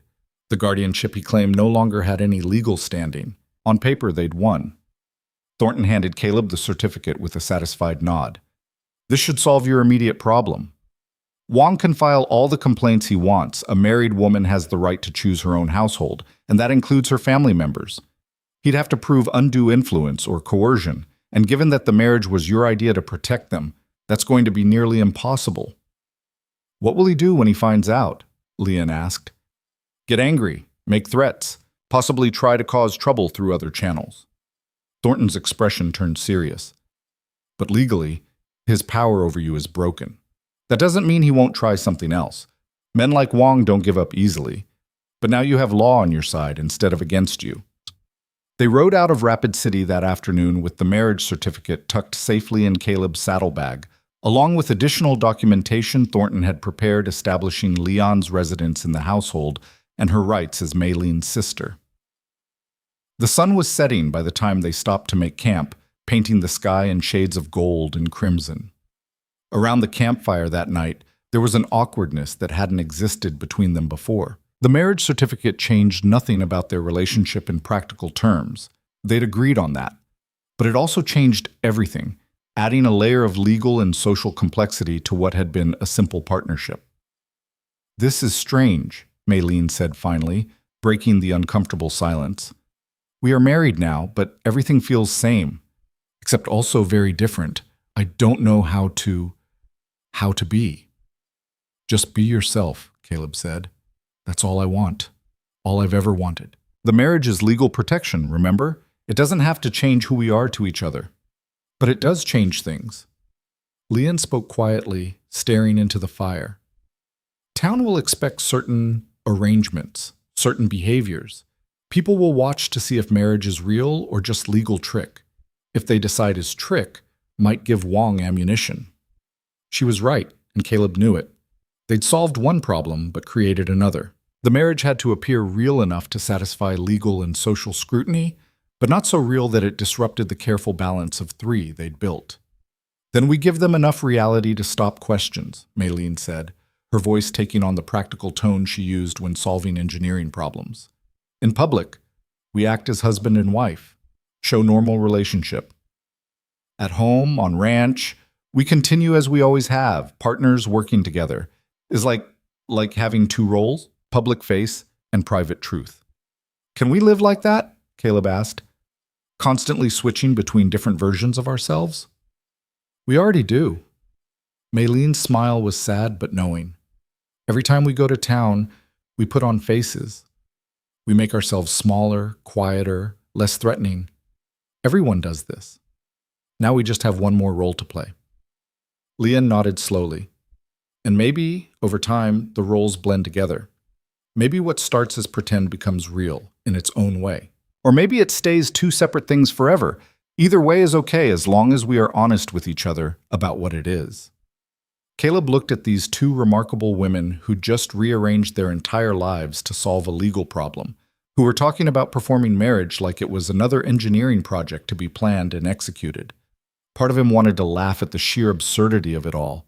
Part of him wanted to weep at what Wang had forced them into. But mostly, he felt a fierce surge of protectiveness and pride. They were taking an impossible situation and finding a way through it with intelligence and pragmatism and an unflinching willingness to do what was necessary. "All right," he said, "we do it your way. Public marriage, private partnership. We show the town enough to stop gossip, and we protect what we've built at home. And if anyone, including Wang, tries to use this against us, they'll find out exactly how real our commitment to each other is." They reached the ranch 2 days later to find Sheriff Mercer waiting on the porch, his expression grave. "You folks had an exciting trip to Rapid City," he said without preamble. "Word travels fast. Wang knows about the marriage." "How did he find out so quickly?" Caleb demanded. "Probably has people watching Thornton's office or Chen's store. Doesn't matter how. Point is, he knows, and he's furious." Dutch pulled a folded paper from his pocket. "He's filed a complaint alleging marriage fraud, says it's a sham designed to circumvent his legal guardianship, wants it invalidated." Caleb felt Maylene tense beside him. "Can he do that?" "He can file anything he wants. Getting a judge to act on it is another matter." Dutch looked directly at Maylene. "Question is, can you prove the marriage is real? Because if Wang can demonstrate it's purely a legal convenience with no actual marital relationship, he might have a case." The implications hung in the air like smoke. They'd known the marriage would be scrutinized, but hearing it stated so baldly made the stakes feel suddenly, terrifyingly real. "The marriage is legal and properly documented," Caleb said carefully. "We followed every requirement." "Legal and real aren't the same thing in the eyes of the law," Dutch countered. "Judge is going to want to see evidence of an actual marriage. Shared residence, shared finances, witnesses to appropriate marital relations. The whole picture." "Appropriate marital relations?" Leon's voice was sharp. "You mean—" "I mean, the marriage has to look like a marriage, not a business arrangement." Dutch's discomfort was visible. "I'm not saying you need to provide intimate details. I'm saying the judge will expect to see a married couple behaving like a married couple. Otherwise, Wang's lawyers will tear apart the whole arrangement." After the sheriff left, they stood in the yard of the ranch they'd built together, facing a new and more insidious threat. Wang couldn't use legal guardianship anymore, so he was attacking the legitimacy of their solution. And if he succeeded, everything they'd done would unravel. "We knew this might happen," Maylene said, but her voice was tight with stress. "We planned for it. We show town we are a real married couple. We attend social events together. We what?" Caleb interrupted gently. "Change everything about how we live? Start pretending 24 hours a day instead of just in public? Where does the performance end and the truth begin?" "Maybe they're the same thing now," Leon said quietly. "Maybe we can't separate them anymore. Maybe trying to is the mistake." That night, lying in his loft while the sisters whispered in Mandarin below, Caleb stared at the ceiling and wondered what he'd gotten them all into. They'd married to solve a problem, but marriage itself had become a new kind of cage. One made of social expectations and legal requirements instead of iron chains, but a cage nonetheless. The next weeks were a study in adjustment and awkwardness. They attended the social dance in Red Hollow for the first time, Caleb and Maylene presenting themselves as newlyweds while Leon played the role of visiting family. The gossip was immediate and vicious, whispers about the speed of the courtship, speculation about Maylene's character, questions about whether the marriage was even legal given her Chinese heritage. But there were also surprising moments of acceptance. Several ranch wives approached Maylene with cautious friendliness, curious about the woman who'd managed to marry the hermit of Red Hollow.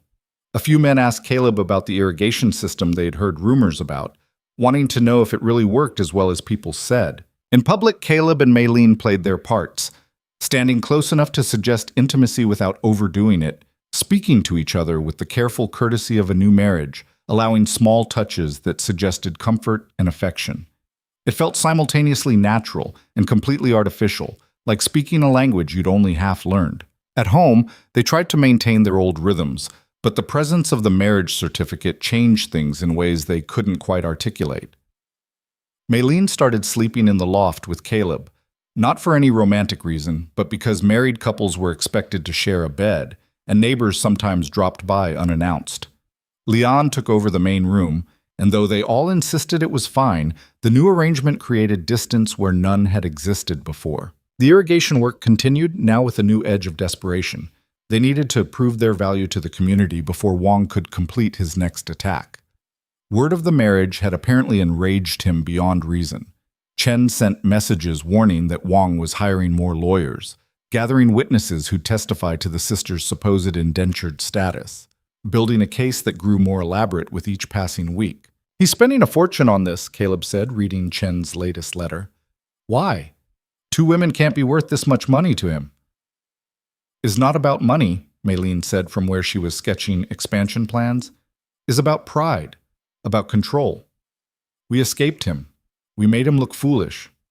For a man like Wang, that is worse than any financial loss. He will destroy us to prove he can. Then we make sure he can't. Caleb folded the letter with grim determination. We finish the expansion. We show this valley what you two can do. We make you so valuable to this community that Wang can't touch you without making enemies of everyone who depends on your work. It was a bold plan, maybe even a desperate one, but it was all they had. The first rancher to ask for their help came in late April, a widower named Thomas Brennan, whose land bordered Caleb's to the south. Drought had been killing his cattle for 3 years running, and he'd heard about the miracle water system that kept Caleb's fields green. Don't care who built it or why, Brennan said bluntly. I care if it works. Show me. They showed him, took him to the reservoir, walked him through every channel and dam, explained the engineering principles in terms a practical rancher could understand. Brennan listened with the intensity of a drowning man being offered a rope. How much would it cost to build something like this on my land? He asked. Money or labor? Maylene's English had grown more confident with practice. If you can help dig and move stone, we teach you how to build. Free. If you want us to do all work, then we charge for time and expertise. Brennan looked at her with a mixture of surprise and grudging respect. You'd teach me? For free? We teach anyone who wants to learn, Leon added. Better if everyone knows how to build these systems. Better for whole valley. Even if people been saying ugly things about you in town? Especially then. Maylene's smile was sharp. Best way to stop ugly talk is to become too useful to insult. Brennan laughed at that, a rough bark of genuine amusement. All right then. You teach me, I provide labor and materials. We got a deal. Within a month, 4 more ranchers had approached them with similar requests. The sisters split their time between working on their own expansion and helping neighbors design systems for their land. Caleb worked twice as hard to keep up, managing their cattle and crops while also serving as interpreter and mediator when language barriers arose. The work was exhausting, but it was also transforming their relationship with the community. Ranch families who'd whispered about the scandalous marriage started seeing Maylene and Leon as brilliant engineers instead of suspect foreigners. Women who'd avoided them at social events started seeking Maylene's advice about water conservation for their kitchen gardens.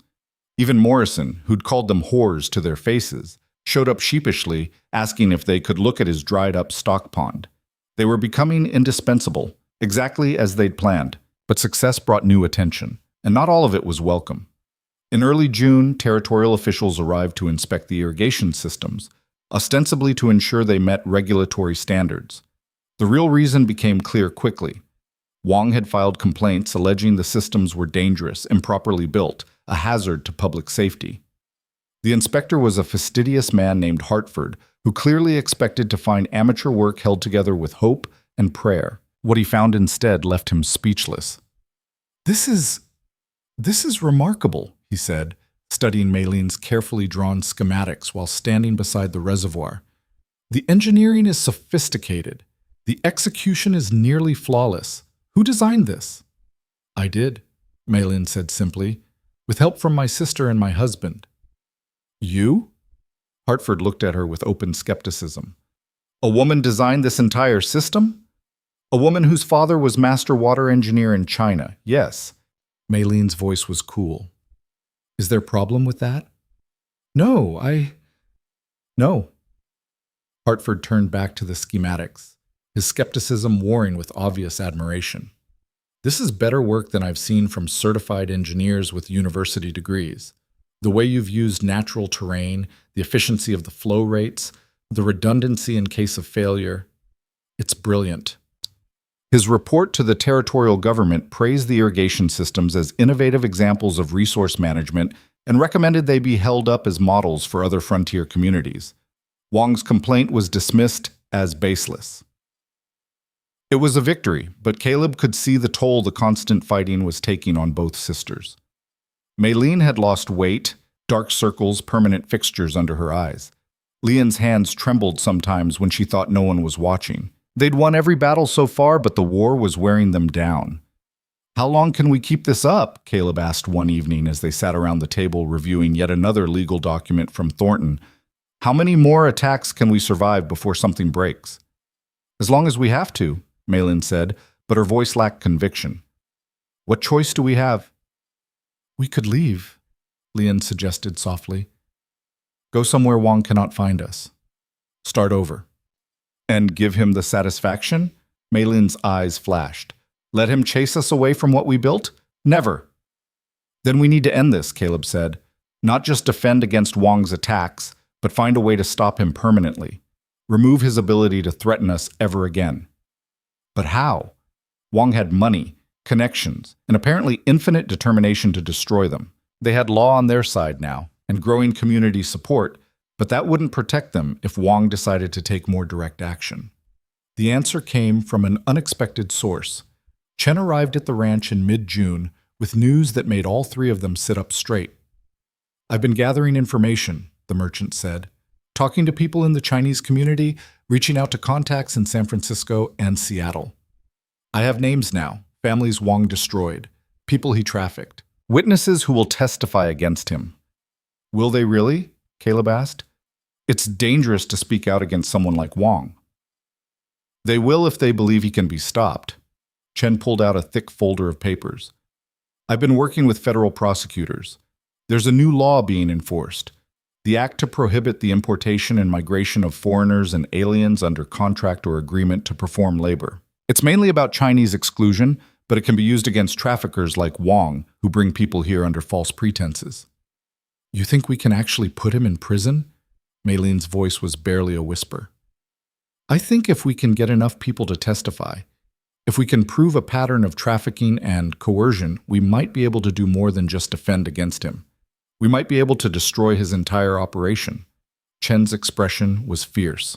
"But it requires everyone he's hurt to be willing to speak out, including you two." The sisters looked at each other, that wordless communication passing between them. Then Maylene turned back to Chen, her jaw set with determination. "We will testify," she said. "We will tell everything, the chains, the sale, the threats, all of it.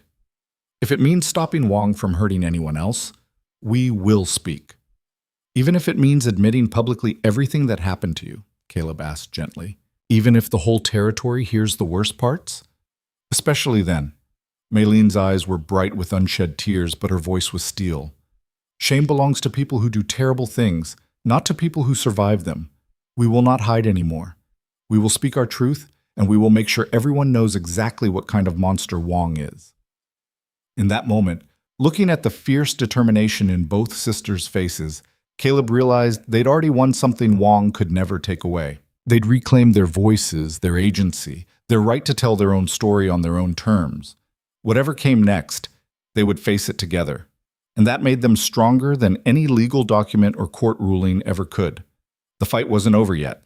But for the first time since Wang had appeared in their yard with his guns and his papers, Caleb allowed himself to believe they might actually survive this. They might even win. The federal courthouse in Denver was nothing like the rough territorial buildings Caleb was used to.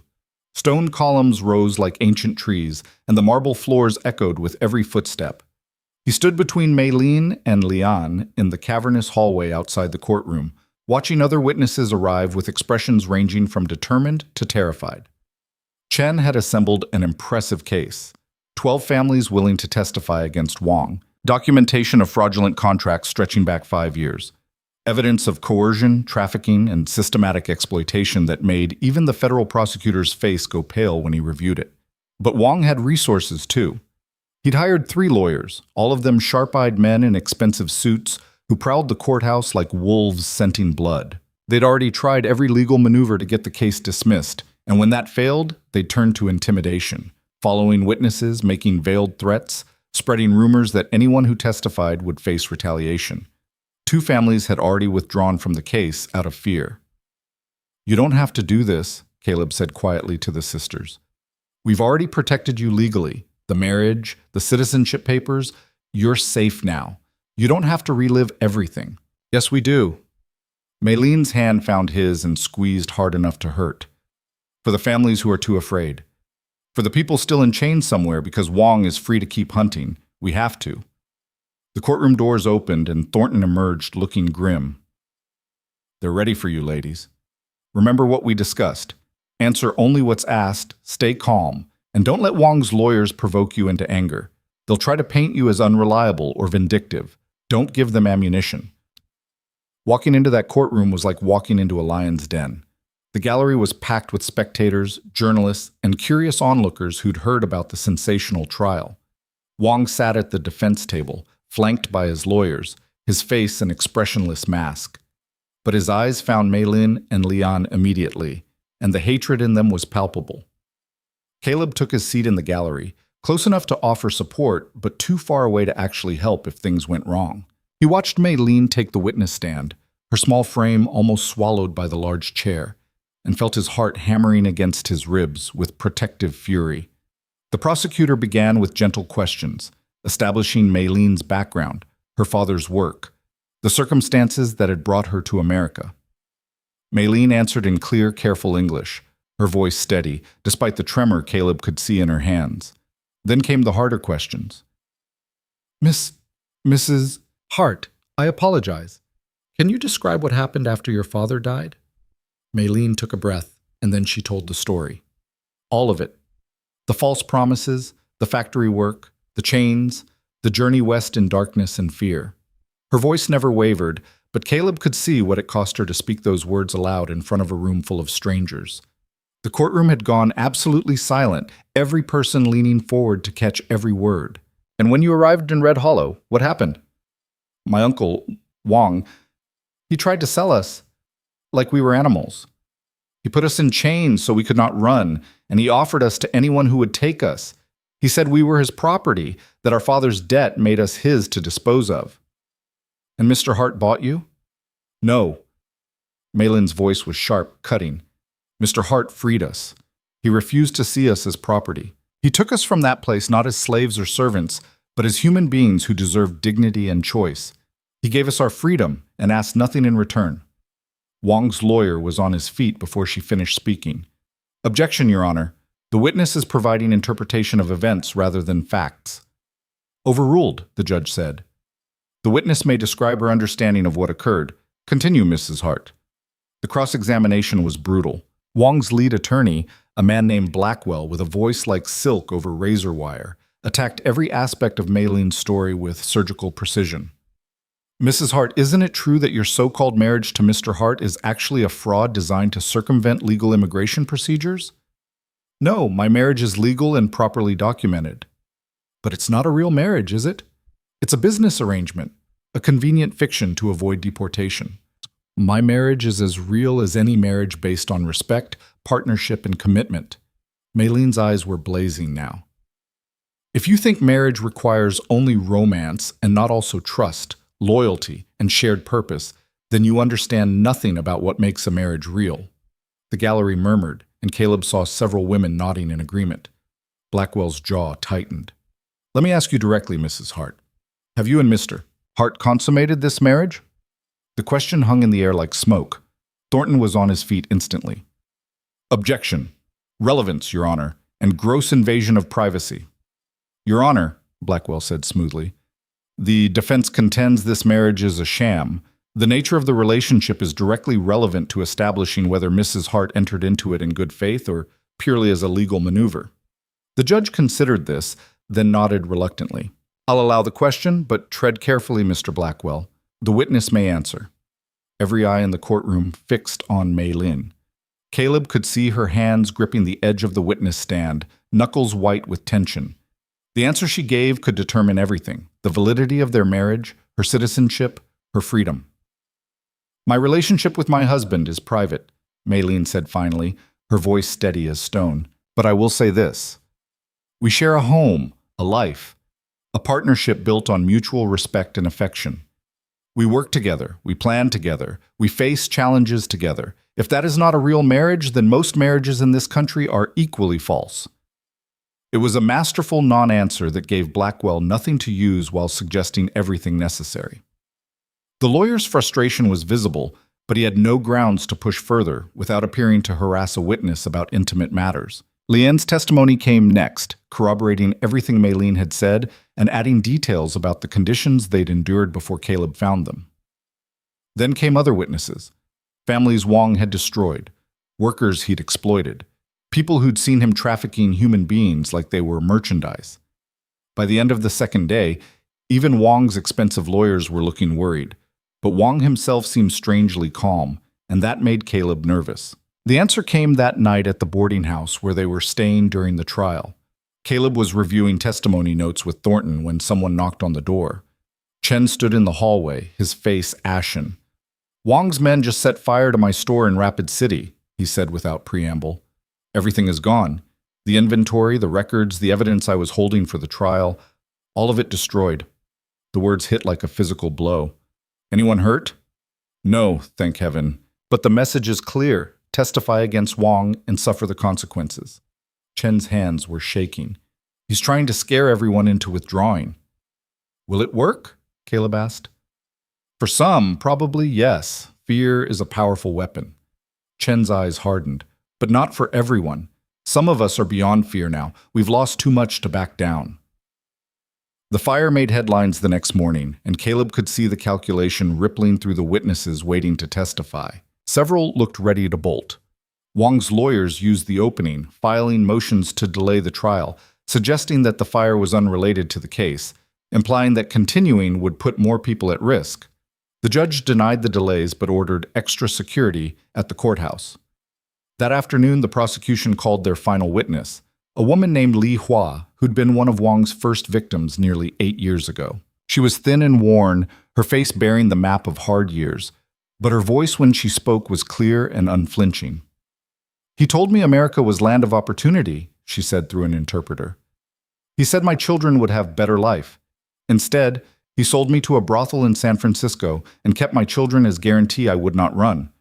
I worked for 5 years before I could buy my freedom. My children, her voice broke.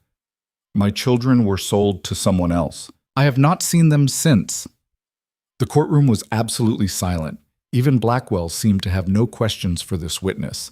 What could he possibly say that wouldn't make him look monstrous? When the prosecution rested, Wong's defense lasted barely a day. They called character witnesses who praised Wong's business acumen, questioned the reliability of the prosecution's witnesses, suggested that cultural differences were being misinterpreted as criminal behavior. But their case felt hollow against the weight of testimony that had preceded it.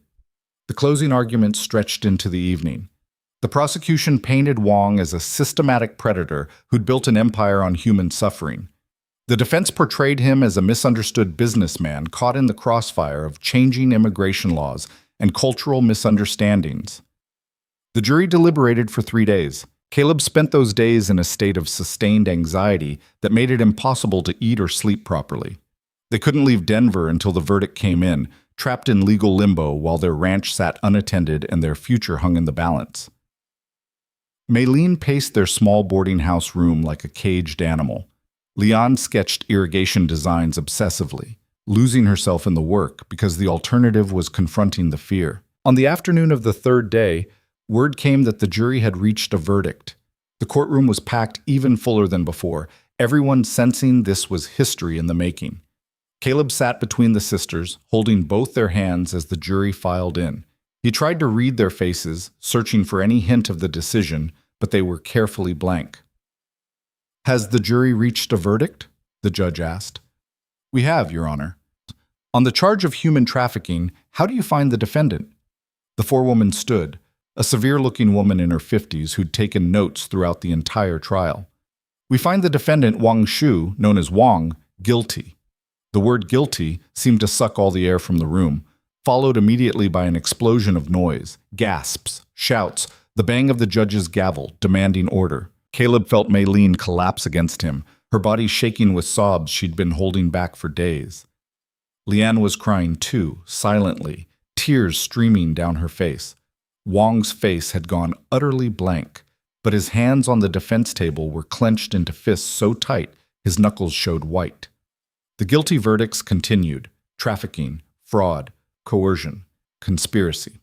On every single charge the jury had found against him. The judge set sentencing for 2 weeks hence, and federal marshals led Wong away in chains.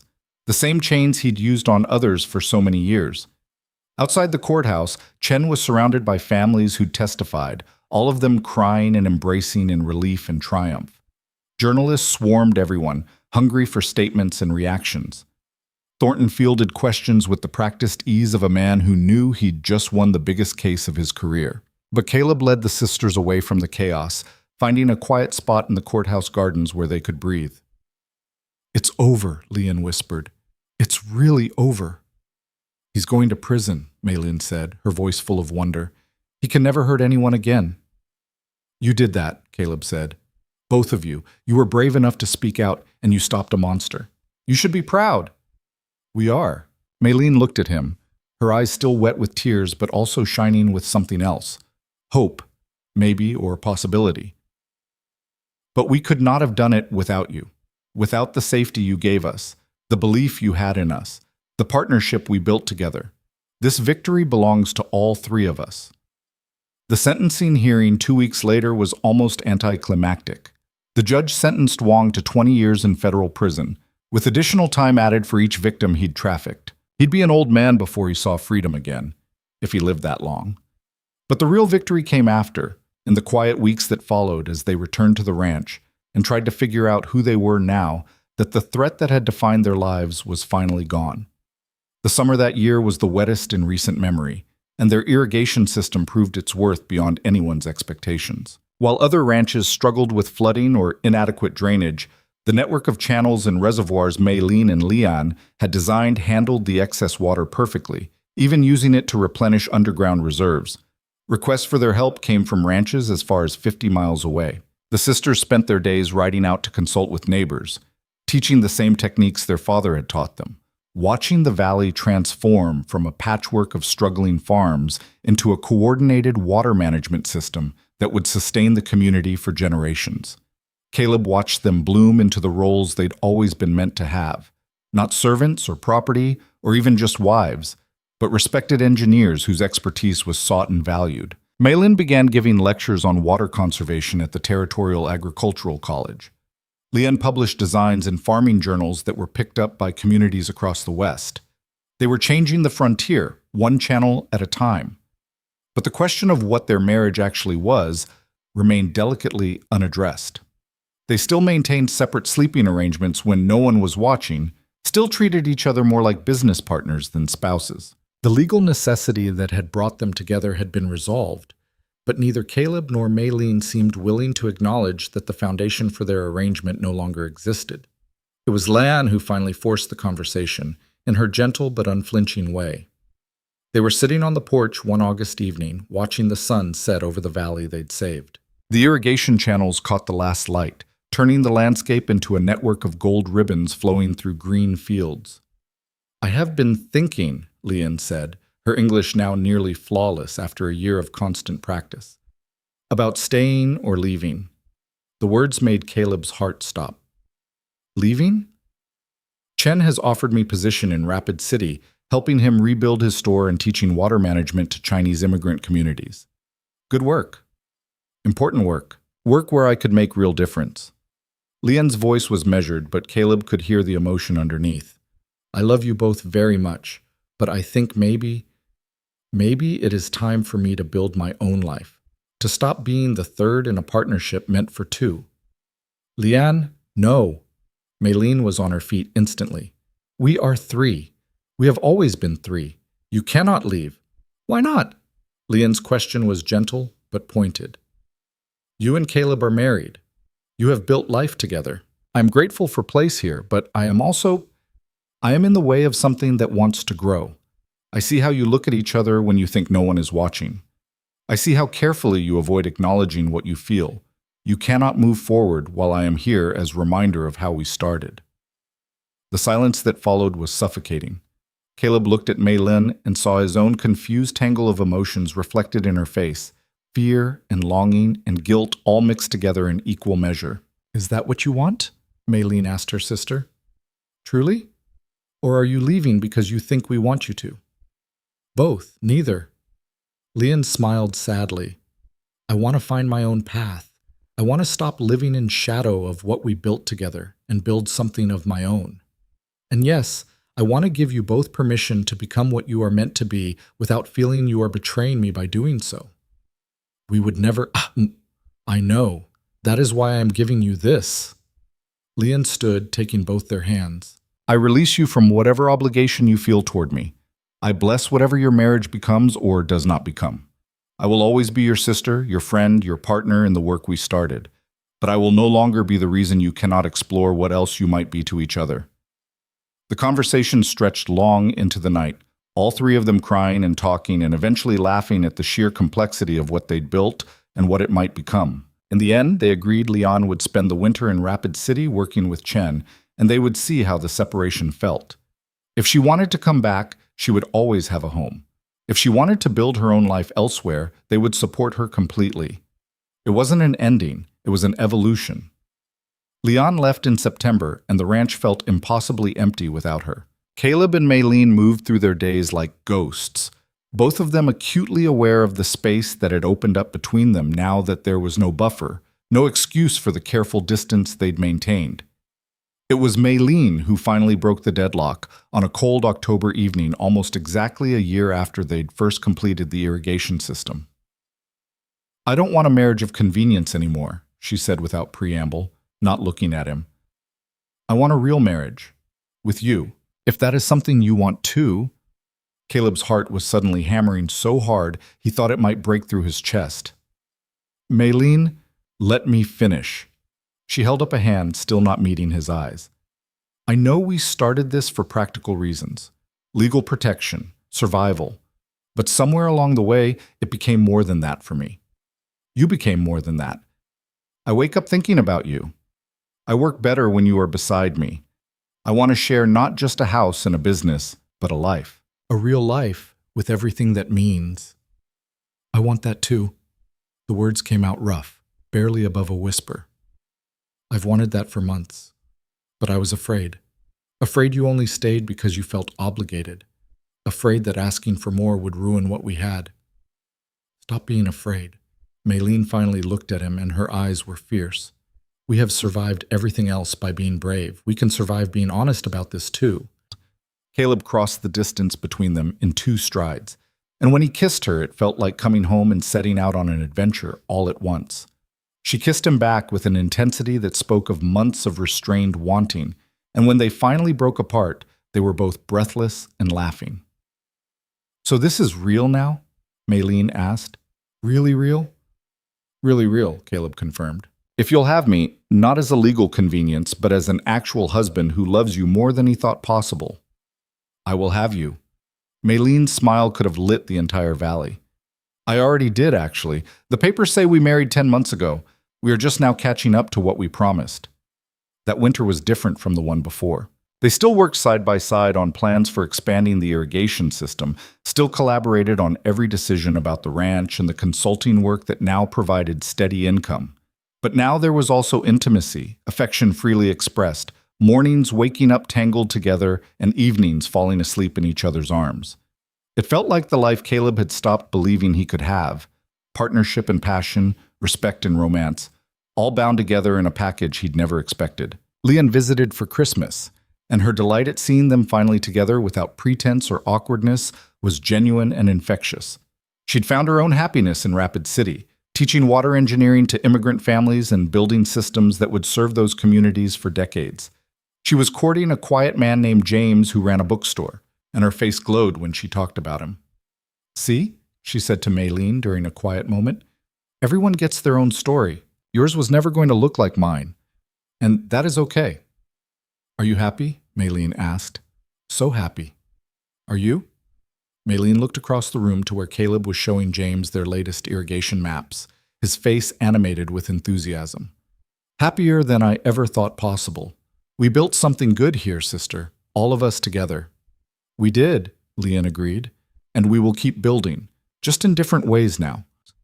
The spring of 1888 brought drought back to the Dakota Territory with a vengeance. While the rest of the valley suffered, the network of irrigation systems the community had built held firm. Ranches that had adopted Maylene and Leon's designs not only survived but thrived, green islands in a sea of brown. And then the ranchers from neighboring valleys started arriving. They came desperate and humbled, asking for the same help that Red Hollow residents had received. Could the systems work on their land? Would the Hart family teach them how to build their own networks? What would it cost? Caleb, Maylene, and Leanne, who'd returned for the summer to help with the expansion, looked at each other and made a decision that would define the next phase of their lives. We teach for free, Maylene said, but you help each other build. We show you how to design the systems for your land, and you form cooperatives to provide the labor. That way, everyone learns, everyone benefits, and the knowledge spreads. What started as a handful of ranchers became dozens, then hundreds. The irrigation cooperative they formed became a model copied across the West. Agricultural journals published papers about the Hart system, always crediting the brilliant Chinese-American engineers who'd pioneered the work. Universities invited Maylene to speak. The territorial government established water management standards based on her designs. The two women who'd arrived in chains became the most respected engineers in the Dakota Territory. Their expertise sought from Montana to Texas, but they never forgot where they'd started.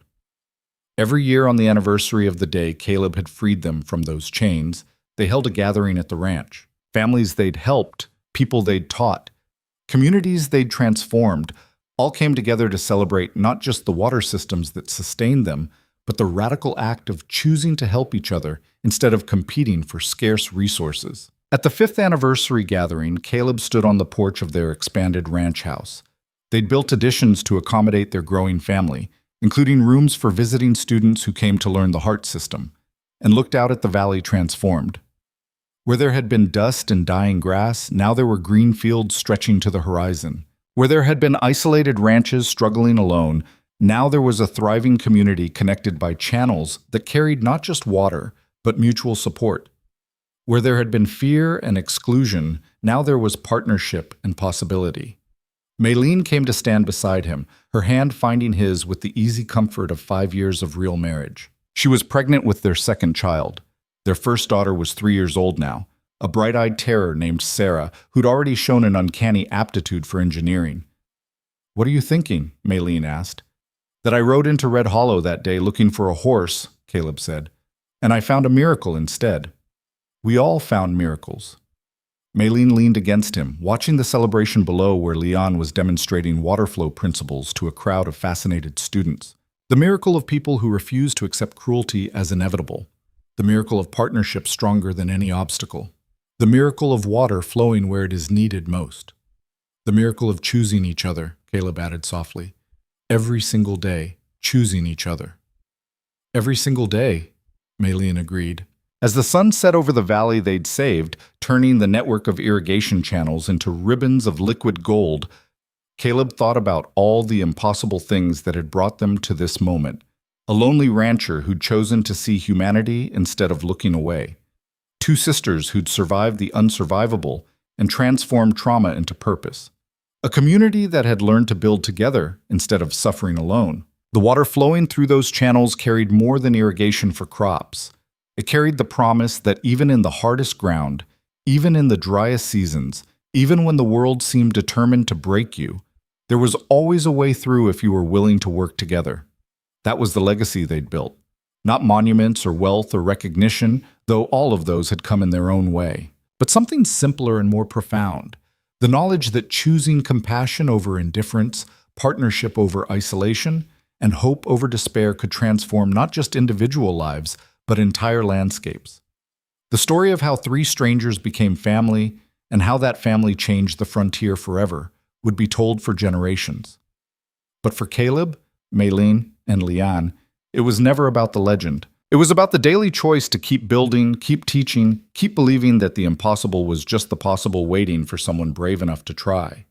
And in the valley where water flowed through channels carved by determination and faith in each other, that possibility bloomed eternal, green and growing and alive with promise for all the years to come.